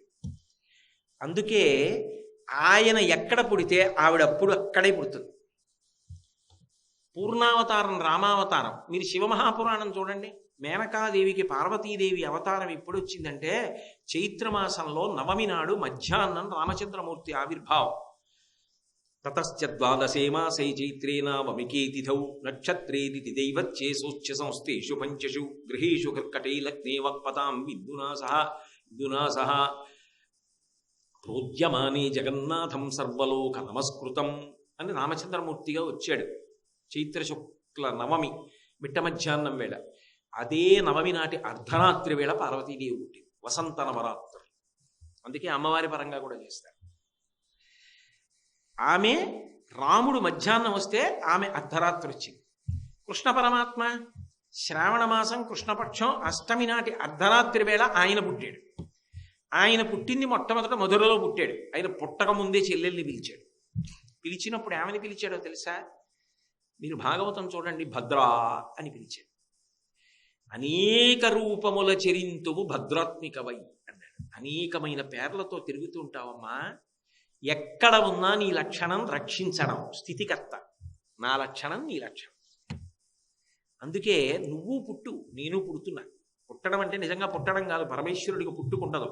ఇద్దరం అవతార స్వీకారం చేద్దాం, అవసరం ఉంది అలా అన్నాడు. ఆయన ఇక్కడ కారాగారంలో దేవకీ వసుదేవుల కడుపును పుట్టాడు. జలధర దైహు నాజాను చతుర్బాహు సరసీరుహక్షు విశాలవక్షు జారు గదా శంఖచక్ర పద్మ విలాసు కంఠ కౌస్తుభమణి కాంతిభాసు కమనీయ కటిసూత్ర కంకణ కేయూర శ్రీవత్సలాంచనంచిత విహారు మరుకుండల ప్రభాయుత కుంతలలాటు వైఢూర్య మణిగణ వరకిరీటు బాలు పూర్ణేందు రుచిజాలు భక్త లోకపాలు సుగుణాలవాలు కృపావిశాలు చూచి తిలకించి పులకించి చూద్యమంది ఉబ్బి చెలరేగి వసుదేవుడు ఉత్సహించే. అర్ధరాత్రి కారాగారంలో సాక్షాత్ విష్ణువుగా ఆయన పుట్టాడు. ఈవిడ యోగమాయా భద్ర అక్కడ ఆ నందవ్రజంలో నంద యశోదలకు పుట్టినట్టు కూడా వాళ్ళకి. ఇక్కడి నుంచి కృష్ణ పరమాత్మను తీసుకెళ్ళి అక్కడ పెట్టేశాడు వసుదేవుడు. అక్కడి నుంచి యమునా నది దాటించి పిల్లని తీసుకొచ్చాడు. ఎప్పుడు ఏడవాలో కూడా వాళ్ళకి తెలుసు. అందుకే తిద్దరాని మహిమాల దేవకీసుతుడు పుట్టుకతోనే మాయ. లోకంలో ఎవరికైనా ఆ పిల్లాడు మా పిల్లాడేనండి, మేము చిన్నప్పుడు వాడికి ఇంకా ఏమీ తెలియకముందు వాళ్ళకి ఇచ్చేసామని ఎప్పుడో వాడికి 25 ఏళ్ళు వచ్చాక చెప్పారనుకున్నది వేరు విషయం, ఏదో సినిమాల్లో కనపడినట్టు. పిల్లాడికి తెలియదు, అమ్మకి నాన్నకి తెలుసు వీడి మా పిల్లాడే ఇచ్చేసామని. కానీ భాగవతంలో విచిత్రం ఏమిటంటే కృష్ణుడికి తెలుసు నేను వీళ్ళ పిల్లాడిని కానని, వాళ్ళకి తెలియదు మా పిల్లాడు కాదని. అది ఆయన గొప్పతనం. మహానుభావుడు, పరిపూర్ణ అవతారం. అటువంటి కృష్ణావతారంలో ఆయన నందవ్రజానికి వెళ్ళిపోయాడు, ఆవిడ్ని మధురా నగరానికి తీసుకొచ్చారు. ఇప్పుడు కంసుడు వచ్చాడు ఆ ఏడుపు వినపడగానే. ఆడపిల్ల అయితేనే మగ పిల్లాడైతేనే అష్టమ గర్భం, నన్ను చంపేస్తారు, అందుకు చంపేస్తానన్నాడు. ఆ చంపడం కూడా కర్కశత్వం. ఆ దేవకీదేవి ఒళ్ళో గట్టిగా దాచేసుకుని పాపం గుండెలకి హత్తేసుకుంది. అన్నయ్య అన్నయ్య అన్నయ్య అని 10 మాటలు అంటే చెల్లెలి ముఖం చూసి ప్రేమ చూపిస్తాడేమోనని అన్న శమింపుమన్న తగదల్లుడు కాడిది మెనకోడలవు మన్నన చేయుమన్న విను మానిని చంపుట రాచపాడి కాదన్న సుకీర్తివై మన కదన్న మహాత్ములు పోవు త్రోవ పోవన్న భవత్ సహోదరి కదన్న నిను శరణంబు వేడదన్. అన్నయ్య అన్నయ్య అన్నయ్య అన్న మాటకి పట్టాభిషేకం చేశారు పోతన గారు. ఆ అన్నయ్య అన్న పిలుపు అంత మధురం. ఇంత అన్నయ్య అన్న వాడు ఆ 2 కాళ్ళు పట్టుకు లాగేసి గిర్ర తిప్పి అక్కడే ఉన్న బండకేసి కొట్టాడు. అంతకుముందు పిల్లల్ని అలా చంపాడు వాడు. బండకేసి కొడితే ఆ పిల్ల బండకి తగలడం మానేసి గిర్ర తిరిగి ఆకాశంలోకి వెళ్ళి నిలబడగానే 8 భుజములతో ప్రకాశించిన అష్టాదశ భుజాదేవి సహస్ర కరమండితాని ఆమె 8 బాహువులతో నిలబడి శంఖము చక్రము గద పద్మము ఖడ్గము శూలము ఇటువంటివి పట్టుకుని ఆమె ఆకాశంలో నిలబడితే దేవతలు యక్షులు గంధర్వులు కిన్నెరులు కింపురుషులు అందరూ వచ్చి ఆమెని స్తోత్రం చేశారు. అంతకుముందే పరమాత్మ ఆమెని పుట్టమని చెప్పినప్పుడే ఆజ్ఞాపించాడు, 14 పేర్లు నీకు ప్రధానమవుతాయి, ఏ పేరుతో పిలిచినా రక్షించడమే నీ యొక్క ప్రధానమైనటువంటి లక్ష్యం. నీది నాది కూడా అదే తత్వం, అన్యాపదేశం. అందుకే భద్ర, దుర్గ, కాళి, చిండిక, అలాగే వైష్ణవి, మాధవి, శారద, అంబిక, నారాయణి, మాయ, ఈశాన, విజయ, 3 4 12, కన్య, కుముద 14. ఈ 14 పేర్లతో ప్రధానంగా నువ్వు లోకంలో పిలవబడి పూజింపబడుతుంటావు. ఈ పిల్లని రాతికేసి కొడితే పైకి లేచి చెప్పింది, తెంపరి వైబొరింబొరిని దేవకి బిడ్డల చిన్న కుర్రలం చంపితివి, ఇంకనైన ఉపశాంతి వహింపక రాళ్ళ మీద నన్నొంపితివి శిరో ఇది బీరమే. నిన్ను చంపెడివాడొకడు నా సరసంజనించి నిన్ను చంపెడివాడొకండు వేరొక దిశ సంస్కృతి పొందెడివాడు దుర్మతి. గురే నన్ను చంపితే వచ్చిందిరా, ఇంతకుముందు పిల్లల్ని చంపావు, నన్ను నువ్వు చంపలేవు, నిన్ను చంపేవాడు పుట్టను పుట్టాడు, ఇంకో చోట పెరుగుతూను ఉన్నాడండి.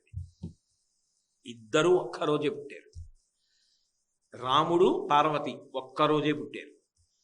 అసలు నారాయణ నారాయణి వాళ్ళిద్దరికీ భేదం లేకుండా నడుస్తుంటుంది కథ అంతా. ఇప్పుడు ఎందుకని అంటే శంకరాచార్యులు వారు సౌందర్యలహరిలో ఒక అద్భుతమైన శ్లోకం చేశారు, హరిస్వామారాధ్య ప్రణత జన సౌభాగ్య జననీ పురాణారీ భూత్వా పురరపిమపి క్షోభమనయత్ స్మరూపిత్వా నత్వా రతినయనలేహ్యేన వపుషా మునీనామప్యంతః ప్రభవతి మోహాయ మహతాం అన్నారు. అమ్మా, విష్ణువు నిన్ను ఉపాసన చేశాడు ఒకప్పుడు, గొప్ప ఉపాసన చేసి నీ అందాన్నంతటినీ ఆయన పుచ్చుకున్నాడంటే తాను ఆమె అయిపోయాడు. ఆ ఉపాసన సిద్ధి చేత విష్ణువు అమ్మవారయ్యాడు. ఎందుకు అంటే మోహిని స్వరూపాన్ని పొందాడు. మోహిని స్వరూపాన్ని పొంది ఏం చేశాడు, దేవతలకి అమృతం అందేటట్టు రాక్షసులకు అందకుండా చేసి ధర్మాన్ని నిలబెట్టాడు, స్థితికర్త కాబట్టి. అక్కడతో కాకపోతే గొడవ వదిలిపోదు. కాబట్టి ఈ మోహిని స్వరూపం కదా శంకరుడి చెవిలో పడింది. మా ఆవిడ వేషం కట్టేవాడు కదా, మరి విష్ణువు నారాయణ నారాయణి అయినప్పుడు బావమరిది అవడండి, బావా మరుదుల మధ్య హాస్యం ఉండదు.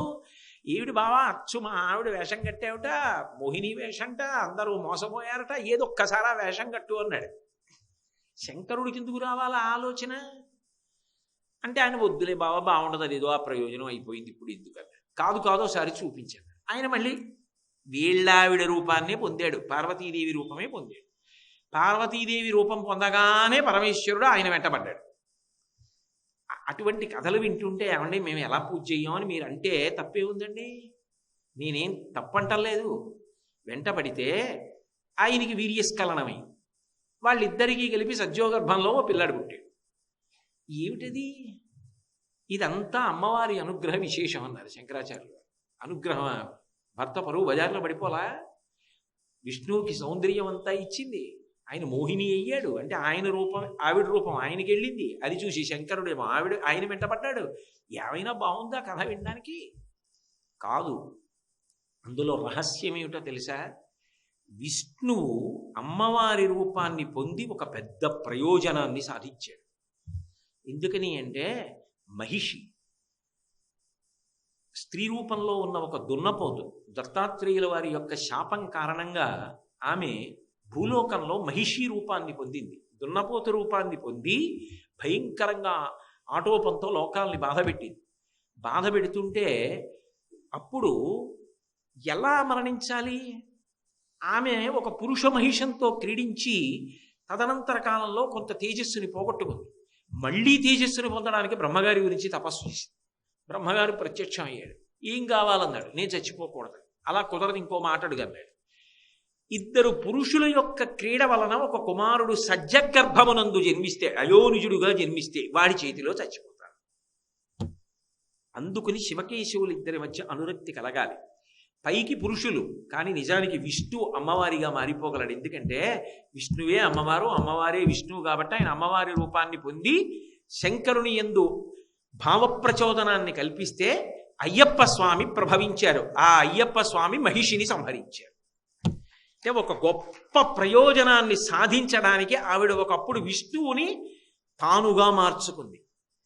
అందుకే ఇద్దరి మధ్య ఏ భేదము లేకుండా చిరిస్తూ ఉంటారు. మీరు అందుకే చూడండి, ఈ స్తోత్రంలోనే ఒక చోట శంకరాచార్యులు వారు చెప్తారు, గాయత్రీం గరుడధ్వజాం గగనగాం గాంధర్వ గానప్రియాం గంభీరాం గజగామినీం గిరిసుతాం గంధాక్షతాలంకృతాం గంగా గౌతమ గర్గ సంనుతపదాం గాం గౌతమీం గోమతీం శ్రీశైలస్థలవాసినీం భగవతీం శ్రీమాతరం భావయే అన్నారు ఆఖరి శ్లోకంలో. గరుడధ్వజాం, ఆవిడ యొక్క కేతనం మీద జెండా మీద గరుడ చిహ్నం ఉంటుంది. అది ఎవరిది? శ్రీ మహావిష్ణువుది. ఆయనొకటి ఆవిడొకటి కాదు. అందుకేనేమో వెంకటేశ్వరుడికి బ్రహ్మోత్సవాలు ఆశ్వీజ మాసంలో శరన్నవరాత్రులు ఒక్కసారే జరుగుతుంటాయి. ఉత్సవాలు కూడా విచిత్రంగా ఇద్దరూ ఒకటి కాబట్టే మీరు దేవీ భాగవతాన్ని పరిశీలనం చేస్తే దేవీ భాగవతంలో ఒక అద్భుతం కనబడుతుంది. సుదర్శనోపాఖ్యానం అనే ఒక ఉపాఖ్యానం ఉంది. అందులో ఆయన తెలిసో తెలియకో చిన్నప్పటి నుంచి అమ్మవారి బీజాక్షరాన్ని గొప్పగా ఉపాసన చేసేశాడు. ఆయనకి ఏదో సరదాగా అనిపించేది. అస్తమానం ఆ బీజాక్షరం పలకడానికి అలవాటు పడిపోయాడు. అలా పలకగా పలకగా పలకగా పలకగా అది కొన్ని కోట్ల మాటలు ఆవృత్తి అయిపోయింది. అయిపోతే అమ్మవారు ప్రత్యక్షమైంది. ప్రత్యక్షం అయినప్పుడు ఆవిడ ఎలా ప్రత్యక్షమైందో తెలుసా? రక్తాంబరాం రక్తవర్ణాం రక్త సర్వాంగభూషణాం గారుడే వాహనే సంస్థాం వైష్ణవీం శక్తిమద్భుతాం అన్నారు వ్యాసుల వారు. ఆమె ఎర్రటి బట్టలు కట్టుకుని గరుడ వాహనం మీద వచ్చింది. ఎవరావిడ? వైష్ణవీం శక్తిమద్భుతాం. అటు విష్ణువు, ఇటు వైష్ణవి. ఆయన నలుపు, ఈవిడ నలుపు. ఇద్దరూ నల్లగా ఉంటారు. నారాయణ నారాయణి. ఆయన ప్రతిజ్ఞ పరిత్రాణాయ సాధూనాం వినాశాయ చ దుష్కృతాం ధర్మ సంస్థాపనార్థాయ సంభవామి యుగే యుగే. ఆవిడ ప్రతిజ్ఞ యదా యదా హి సాధూనాం దుఃఖం భవతి దానవ తదా తేషాంచ రక్షార్థం దేహం సంధారయామ్యహం. అక్షరాలు మార్పు తప్ప భావం మాత్రం ఒకటే. ఇద్దరిది ఒకటే ప్రయోజనం. ఇద్దరిది అలంకార ప్రియత్వం. ఎందుకంటే ఇద్దరిగా కనబడుతున్న ఒక్కరు కాబట్టి. లేకపోతే సృష్టిలో రెండు మిగిలిపోతే ఘర్షణ కదండి. అందుకే మహాప్రళయమునందు ఇవన్నీ కలిపి శంకరుడిలోకి వెళ్ళిపోతున్నాయి అన్నాడు. మహాప్రళయ సాక్షిణి, ఆవిడ అలా నిలబడుతుందంతే. ఆయన మహాప్రళయం చేస్తాడు. తల్లి చేస్తే అందంగా ఉంటుందా? తల్లి చేయదా పని. అందుకని మహాప్రళయమునకు సాక్షిని. చివర ఆవిడ కూడా అహంస్ఫురణంగా నేనన్న భావనగా ఆయనలోనే నిద్రపోతుంది. అందుకే కొణత్కాంచీదామాకరికలభ కుంభస్తననత పరీక్షీణా మధ్యే పరిణత శరచంద్రవతన ధనుర్బాణం పాశం శృణిమపి దధానాకరతలై పురస్తాదస్తాంనః పురమధితిరహో పురుషిక. ఆయన యొక్క నేనన్న భావన అహంస్ఫురణముగా ఆయన ఎందో అడిగిపోతుంది. మళ్ళీ ఆమె లేచిందనుకోండి, ఇచ్ఛాశక్తి మహాకామేశ్వరుడు అవుతాడు, మళ్ళీ సృష్టి చేస్తాడు. సృష్టి చెయ్యాలన్న కోరిక పుట్టి. కాబట్టి అమ్మ శ్రీనాథాధృతపాలిత త్రిభువనాం, శ్రీ మహావిష్ణువు చేత ఆదరింపబడినటువంటి ఈ భువనములకన్నిటికీ నువ్వు పరిపాలకురాలవై ఉన్నావు. ఆ మాటకు అర్థం ఏమిటి అంటే మీరిద్దరు కాదమ్మా, ఒక్కరే. కాబట్టి శ్రీనాథాధృతపాలిత త్రిభువనాం శ్రీచక్ర సంచారిణీం. ఇది ఒక విచిత్రం. ఆరాధన యందు శివుడికి ఆరాధన చేస్తున్నారు అనుకోండి, శివాలయంలో శివలింగం కింద యంత్రం ఉంటుంది, విష్ణువాలయంలో భగవానుడి యొక్క మూర్తి కింద యంత్రం ఉంటుంది. కానీ సాధారణంగా అమ్మవారి పూజలు చేసేటప్పుడు మంత్రము, తంత్రము, యంత్రము అని 3 విభాగాలు ఉంటాయి. మంత్రము బీజాక్షర సపుటీకరణము, తంత్రము ఆరాధనా విధానము, యంత్రము. అమ్మవారి పూజ దగ్గరికి వచ్చేటప్పటికి శ్రీచక్రానికి ఎనలేని ప్రాధాన్యత.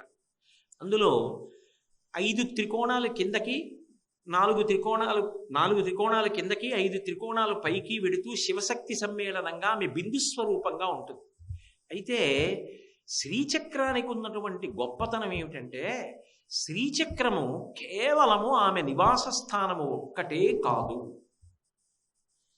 మిగిలినవి కొన్ని ఉన్నాయి, అవి ఆమె నివాస స్థానములుగా చెప్తారు. స్విధా సింధోరు మధ్యే సొర్రబెట్టపి వాటీ పరివృతే.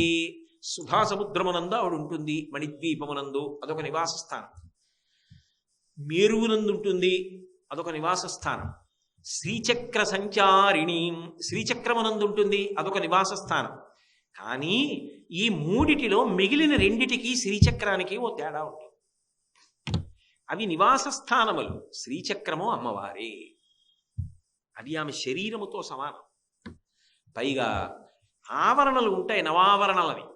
ఆ ఆవరణల యందు కొన్ని కోట్ల మంది దేవతలు ఎదురు చూస్తుంటారు ఆమె యొక్క దర్శనము కొరకు. అందుకే శ్రీచక్ర ఆరాధన అనేటటువంటిది ఒక ప్రత్యేకమైనటువంటి విధానం. అది కూడా గురువుల దగ్గర ఉపదేశం పొంది శ్రీచక్రాన్ని ఆరాధిస్తారు.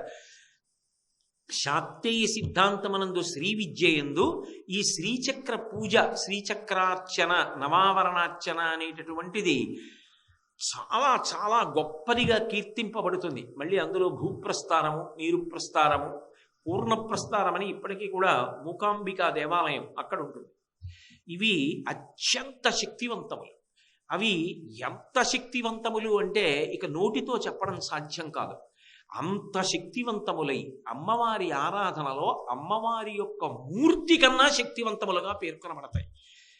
శివలింగము ఆకారమున్నదా నిరాకారమా అన్నారనుకోండి, శివలింగం దగ్గరికి వచ్చేటప్పటికి అది ఆకారమునకు నిరాకారమునకు మధ్యలో ఉంటుంది. అందుకే అరూపరూపి.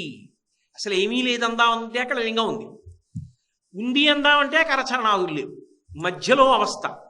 శ్రీచక్రం కాళ్ళు చేతులు ఉన్నాయా అంటే ఉండవు, అసలు ఏమీ లేదా అంటే ఉంది. ఆ యంత్రమునందు ఆవిడ మాత్రమే కాదు, శివశక్తులు ఇద్దరు ఉన్నారు, బిందుస్థానం ఉన్నది, సమస్తమైనటువంటి వ్యాపక శక్తి అందులోని నిబిడీకృతమై ఉంది. కొన్ని కోట్ల దేవతలు ఆవరణల యందు నిలబడి ఉంటారు. అందుచేతనే మిగిలిన నివాస స్థానముల కన్నా, విగ్రహముగా కన్నా, నామముగా కన్నా, మంత్రముగా కన్నా కూడా శ్రీచక్రముగా పరమశక్తివంతం. అందుకే శంకర భగవత్పాదులు అనేక చోట్ల శ్రీచక్ర ప్రతిష్ఠ చేశారు. కాంచీపురంలో కామాక్షి పరదేవత ఎదురుగుండా శ్రీచక్ర ప్రతిష్ఠ చేశారు.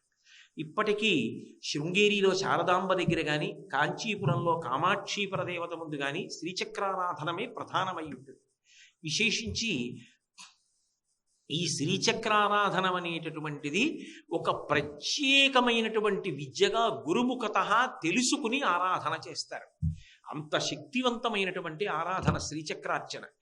ఆ శ్రీచక్రమునందు ఆమె తిరుగుతూ ఉంటుంది. శంకరాచార్యుల వారు ఈ శ్రీచక్రం వేయడం అనేటటువంటి దాంట్లో ఎంత స్థాయికి వెళ్ళారంటే, కాంచి పృథివీ క్షేత్రం, అందుకే కామాక్షి ఎదురుగుండా వేశారు. కానీ జంబుకేశ్వరంలో అమ్మవారు అఖిలాండేశ్వరి అప్పుక్షేత్రంలో ఉంది. ఆమె శక్తిని కొంత తగ్గించవలసి వచ్చింది. ఎందుకంటే ఇప్పుడు నేను ఈ కంటితో బాగా వెలిగిపోతున్నటువంటి సూర్యబింబం వంక చూస్తే నా కళ్ళు బైర్లు పోతాయి. ఆ తల్లి శక్తి ముందు నిలబడగలిగినంత ఉపాసనా బలం కలియుగంలో క్షీణించిపోతే ఆమెలో ఉన్న శక్తిని కొంత తగ్గించవలసి వచ్చింది. అది అప్పుక్షేత్రం. ఎదురుగుండా ఉన్న నీళ్లలో ఎలా వేస్తారు పట్టుకెళ్ళి యంత్రాన్ని? కుదరదు. పృథ్వీ మీదంటే వేస్తారు కానీ నీళ్లలో వేయలేరు. అందుకే తగ్గించినటువంటి శక్తిని అంతటినీ కూడా మళ్ళీ తాటంకములలో పెట్టి వజ్రతాటంకములలో శ్రీచక్రములు వేసి ఆ అఖిలాండేశ్వరి అమ్మవారి చెవులకు పెట్టారు. అవి ఎప్పుడైనా మసకబారాయి అనుకోండి, అవి తీయాలి అంటే ఒక్క కంచికామకోటి పీఠాధిపతులకు మాత్రమే అధికారం. దాన్ని ఇప్పటికీ కూడా దక్షిణ దేశంలో ఒక కుటుంబం వాళ్లే పరంపరాగతంగా చేస్తారు. ఆ శ్రీచక్ర తాటంకములు తీసి మళ్ళీ అప్పటి వరకు తాత్కాలికముగా తాటంకములను ఉంచి ఆ తాటంకములకు మెరుగు పెట్టి తీసుకొచ్చే పర్యంతము దేవీ భాగవత పఠనము, కుంకుమార్చనలు, అమ్మవారికి సంబంధించినటువంటి ఆరాధనలు, భజనలతోటి దీక్షతోటి ఇంచుమించు 40 రోజుల పైచిలకు అమ్మవారి నామంతో మార్మోగిపోతుంది దేవాలయం. అప్పుడు మళ్ళీ ఆ తాటంకములను తీసుకొచ్చిన తర్వాత కామకోటి పీఠాధిపతుల చేతుల మీదుగానే అఖిలాండేశ్వరి అమ్మవారికి ఆ శ్రీచక్ర తాటంకములను అలంకరిస్తారు. ఇప్పటికీ కూడా జంబుకేశ్వరం వెళ్ళిన వాళ్ళు అమ్మవారి ముందు నిలబడినప్పుడు ఆ తాటంక దర్శనం అద్భుతమని చెప్పి దర్శనం చేస్తారు. ఎన్నో విశేషాలు ఉన్నాయి. ఇప్పటికీ అఖిలాండేశ్వరి అమ్మవారికి నైవేద్యం పెట్టడానికి అర్చకులు పురుషులు లోపలికి వెళ్ళి తెరవేసి నైవేద్యం పెట్టరు అని. ఆ నైవేద్యం పెట్టేటప్పుడు చీర కట్టుకుని వెళతారు స్త్రీ స్వరూపంతో. అంటే అంత తేజోమూర్తిగా నిలబడి ఉంటుంది ఆవిడ అని ఆ క్షేత్ర సంబంధమైనటువంటి గ్రంథాల్లో మనకి తెలుస్తుంది. అంటే అంత గొప్ప తల్లి. ఆ శ్రీచక్రము అంత గొప్పది. కాబట్టి శ్రీచక్ర సంచారిణీం, భ్రమరాంబ ముందు కూడా శ్రీచక్రాలు ఉన్నాయి, అక్కడే కుంకుమార్చన చేస్తారు.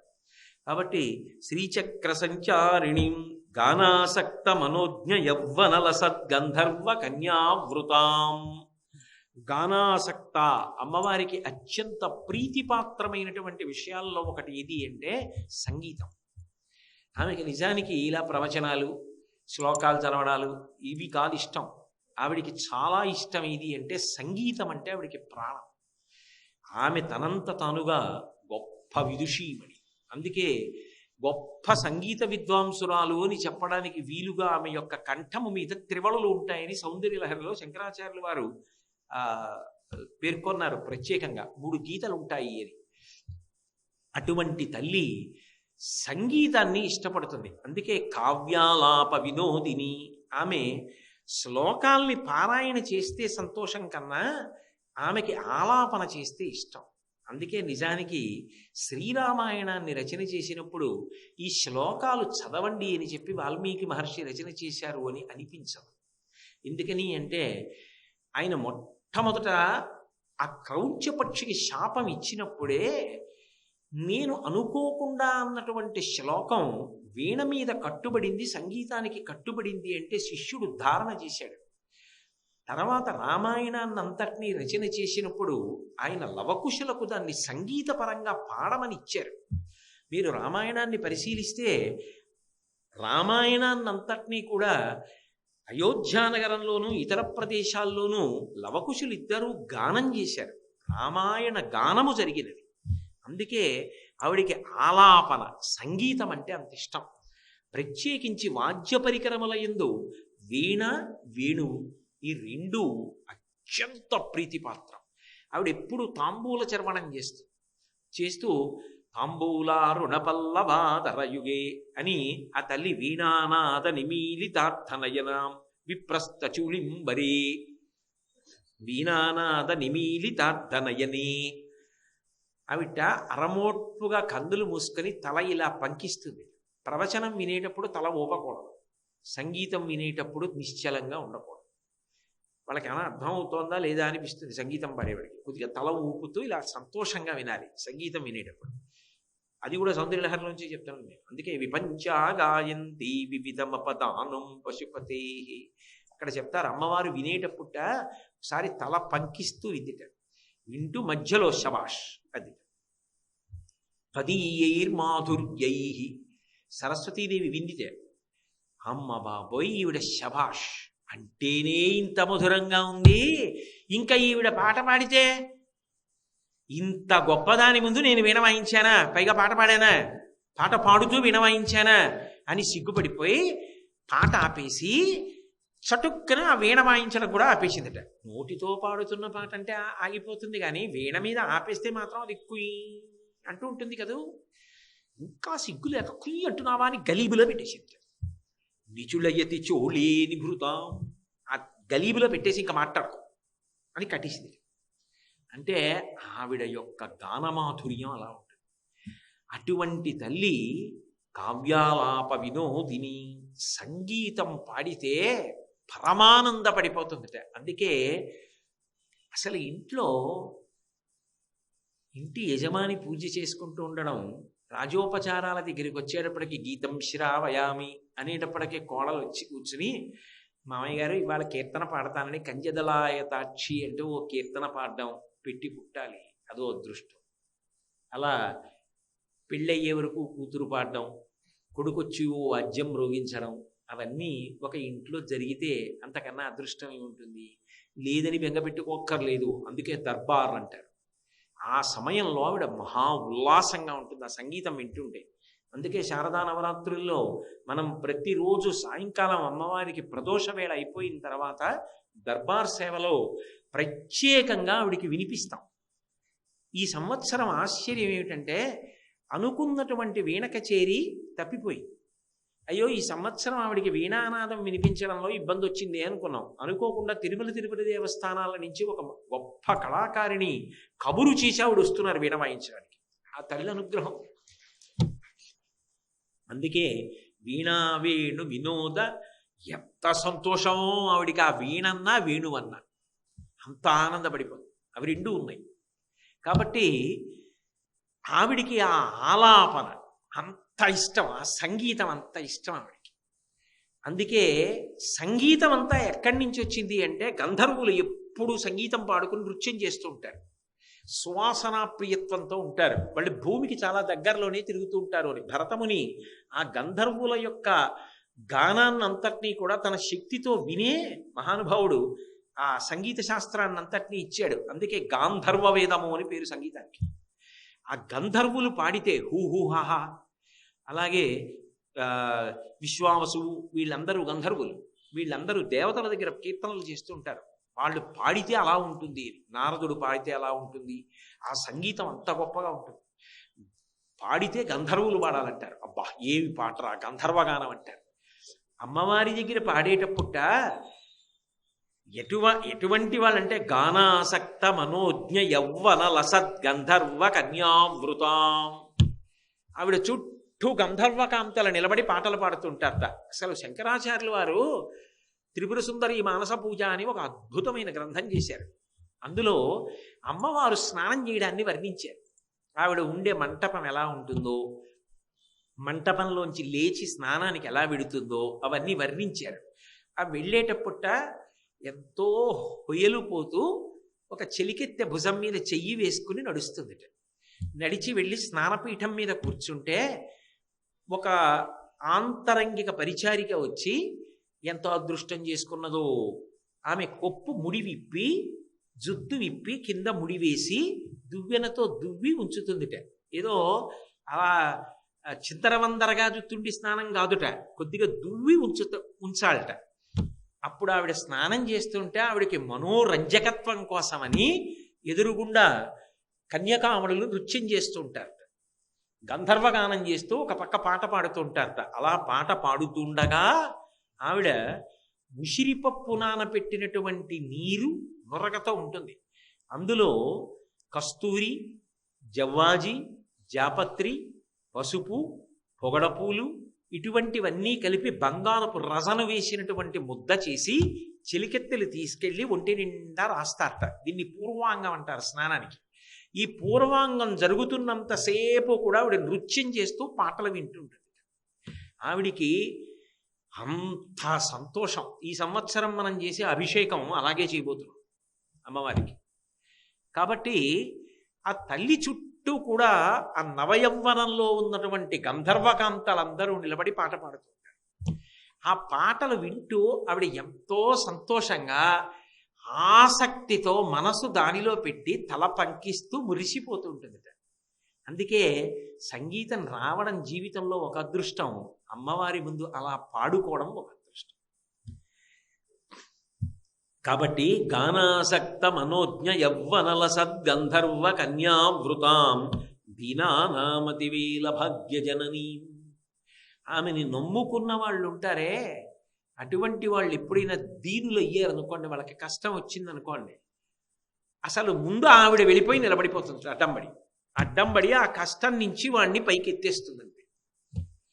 లోకంలో ఎక్కడెక్కడ దీనుడన్నవాడున్నా వాడు ఆ తల్లి యొక్క చరణసీమ యందు భక్తి కలిగిన వాడైనప్పుడు వాడి కష్టాన్ని ఆవిడ తీర్చడానికి సిద్ధంగా ఉంటుంది. సుమా, నీకు ధర్మమునందు అనురక్తి ఉండాలి. భక్తి అంటే పరిణితి కలిగిన భక్తికి ధర్మము అని పేరు.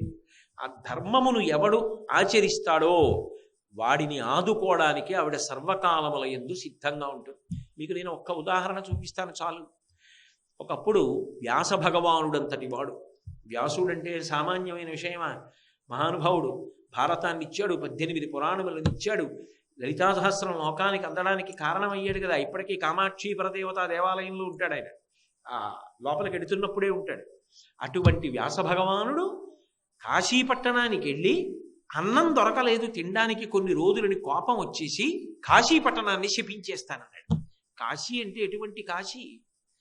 గౌరీ యొక్కతే ఆకాశ గంగ యొక్కతే, కాశీ యొక్కతే దక్షిణ కాశీ యొక్కతే, నలుగురును శంభునకు లోక నాయకునకు రాణివాసంబులనురాగ రసము పేరు.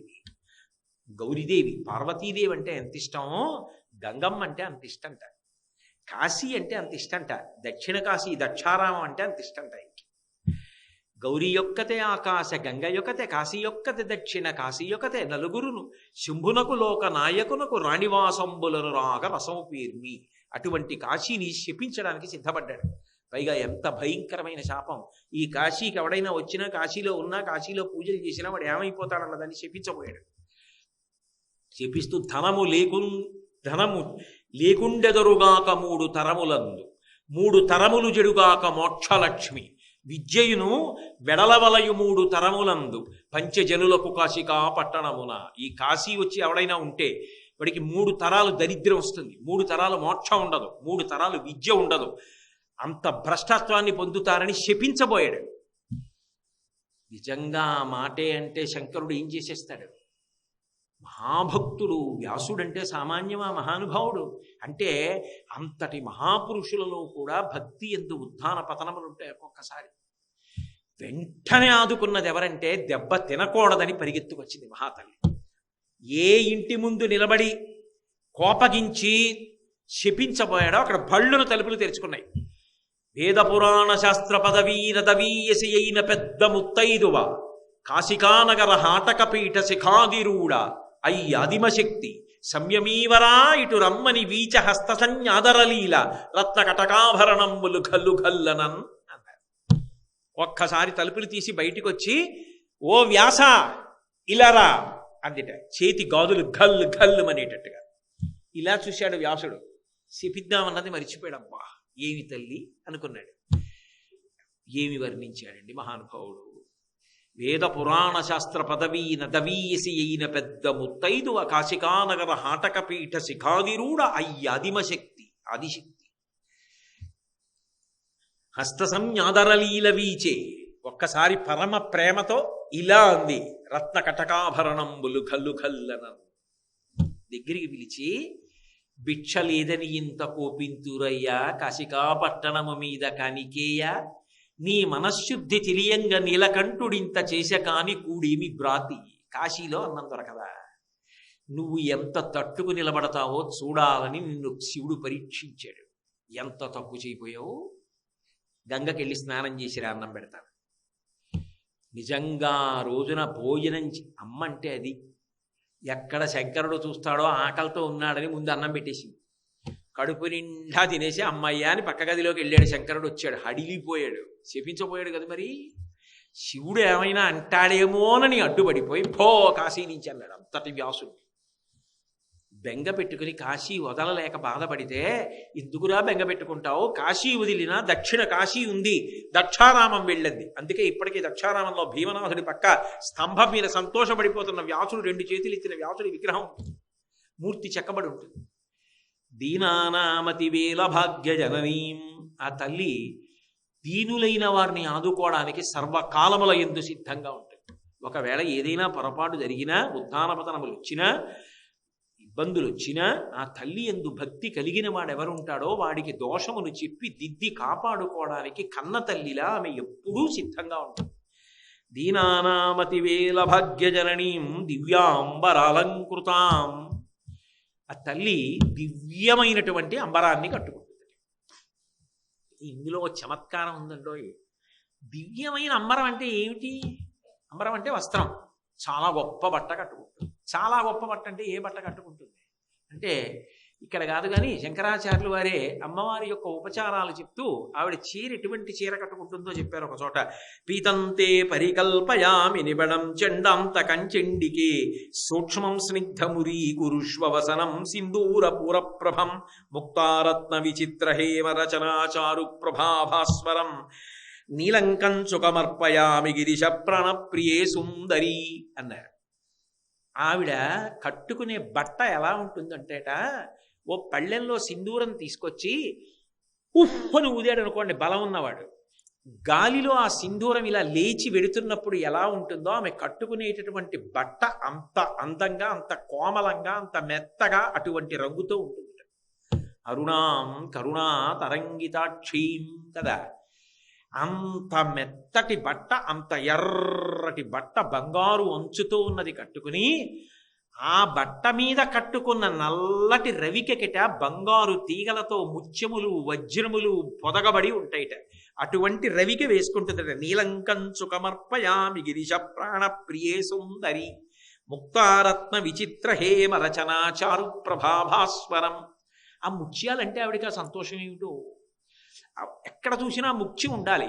చెంచెంపకనాసికగ్ర విలసన్ముక్తామణీరంజితాం, ముక్కు చివర ముత్యం, రవికి ముత్యాలు, అన్ని అలంకరింపబడిన వస్త్రాన్ని ధరిస్తుంది. మంచిదేనండి మీరు చెప్పారు, శంకరాచార్యులు వారు చెప్పింది అన్నారు, దివ్యాంబరాలంకృతాం అన్నారు, మేము ఎక్కడ తేము అంటే మా జీవితంలో మేము ఎప్పుడూ ఆవిడకి వస్త్రాలంకార సేవ చేయలేమా అంటే, ఆవిడ గొప్పతనం ఎక్కడుందంటే, ఇటువంటి చీర నువ్వు తేవక్కర్లేదు, మానసికంగా భావన చేసినా ఆవిడ కట్టుకుంటుంది. వాడు ఇచ్చాడంటే, ఇచ్చాడు కోటేశ్వరరావు ఆ చీర అంటే, 30 రూపాయల చీరట్టుకొచ్చి అక్కడ పెట్టినా పరమ సంతోషంగా కట్టుకుంటుంది. కోట్లకి అధిపతి భర్త అయి మామగారు కొన్ని కోట్లు సంపాదించి ఆ ఇంటికి పెద్ద కోడలైనా, ఆ పిల్ల పుట్టింటికి వచ్చినప్పుడు పుట్టింటి వాళ్ళు పెద్ద ఐశ్వర్యవంతులు కాకపోయినా ఓ 200 రూపాయలు నూలు చీర పెట్టి, అమ్మా చీర కట్టుకుని వెళ్ళమ్మా ఇంట్లోంచి అంటే, నేను 15,000 25,000 చీరలు కట్టుతున్నాను, నేను ఈ చీర ఎందుకు కడతాను అందో. మా అన్నయ్య పెట్టిన చీర, మా నాన్నగారు పెట్టిన చీర అని ఆ 200 రూపాయల చీర కట్టుకుని ఇంటికి వెళ్ళి పరమ సంతోషంతో చూపించుకుంటుంది అందరికీ, మా అన్నయ్య పెట్టాడు, మా నాన్నగారు పెట్టారు. ఆ చీరే ఎక్కువ జాగ్రత్తగా దాచుకుని పవిత్రమైనటువంటి సందర్భాలు వస్తే ఆ చీర కట్టుకుని మా నాన్నగారు పెట్టారు, మా అన్నయ్య పెట్టాడంటే.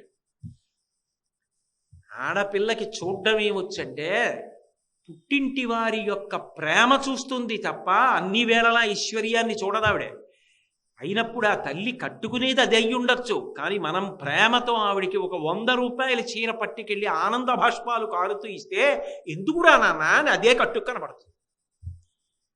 కోరిక ఉండాలి కానీ పుచ్చుకుంటుంది. ఎంత కిందకైనా రాగలదు ఆమె, ఎంత గొప్పగానైనా ఉండగలదు. మన ఉపచారమును తీసుకోవడానికి ఎంత కిందకైనా వస్తుంది, రావడం కాదు. అమ్మవారి ఉపాసనకున్న గొప్పతనం ఏమిటో తెలుసా, అడిగి మరీ పుచ్చుకుంటుంది. పెద్ద పెద్ద అడిగితే చేయలేడేమోనని బాలారూపంలో వచ్చి గాజులు ఇవ్వని గాజులు పుచ్చుకుని వెళ్ళిపోతుంది, పువ్వులు ఇమ్మని అడిగి వెళ్ళిపోతుంది.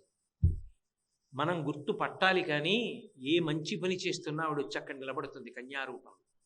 కాబట్టి దీనానామతి వేల భాగ్య జననీం దివ్యాంబరాలంకృతాం శ్రీశైలస్థలవాసినీం భగవతీం శ్రీమాతరం భావయే.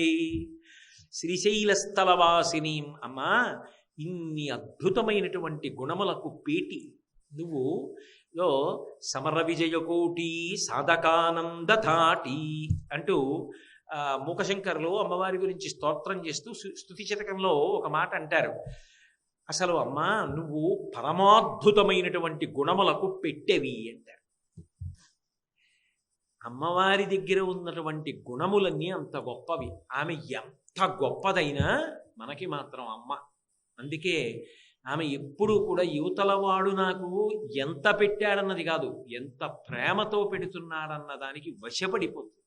అసలు పెట్టడం కాదు, అమ్మా అన్న పిలుపు చాలు. నాకు ధర్మం కావాలి, నేను ధర్మానుష్ఠానాన్ని పొందాలమ్మా అని కోరితే చాలు. ఆవిడ ఎంత గొప్పగా అనుగ్రహించగలదో, ఎంత పరమాద్భుతమైన విషయం ఉన్నదో. అసలు ఆవిడ గొప్పతనం అంతా ఎంత గొప్పగా చెప్పచ్చో చూడాలి అంటే లావణ్యాధిక భూషితాంగ లతికాం.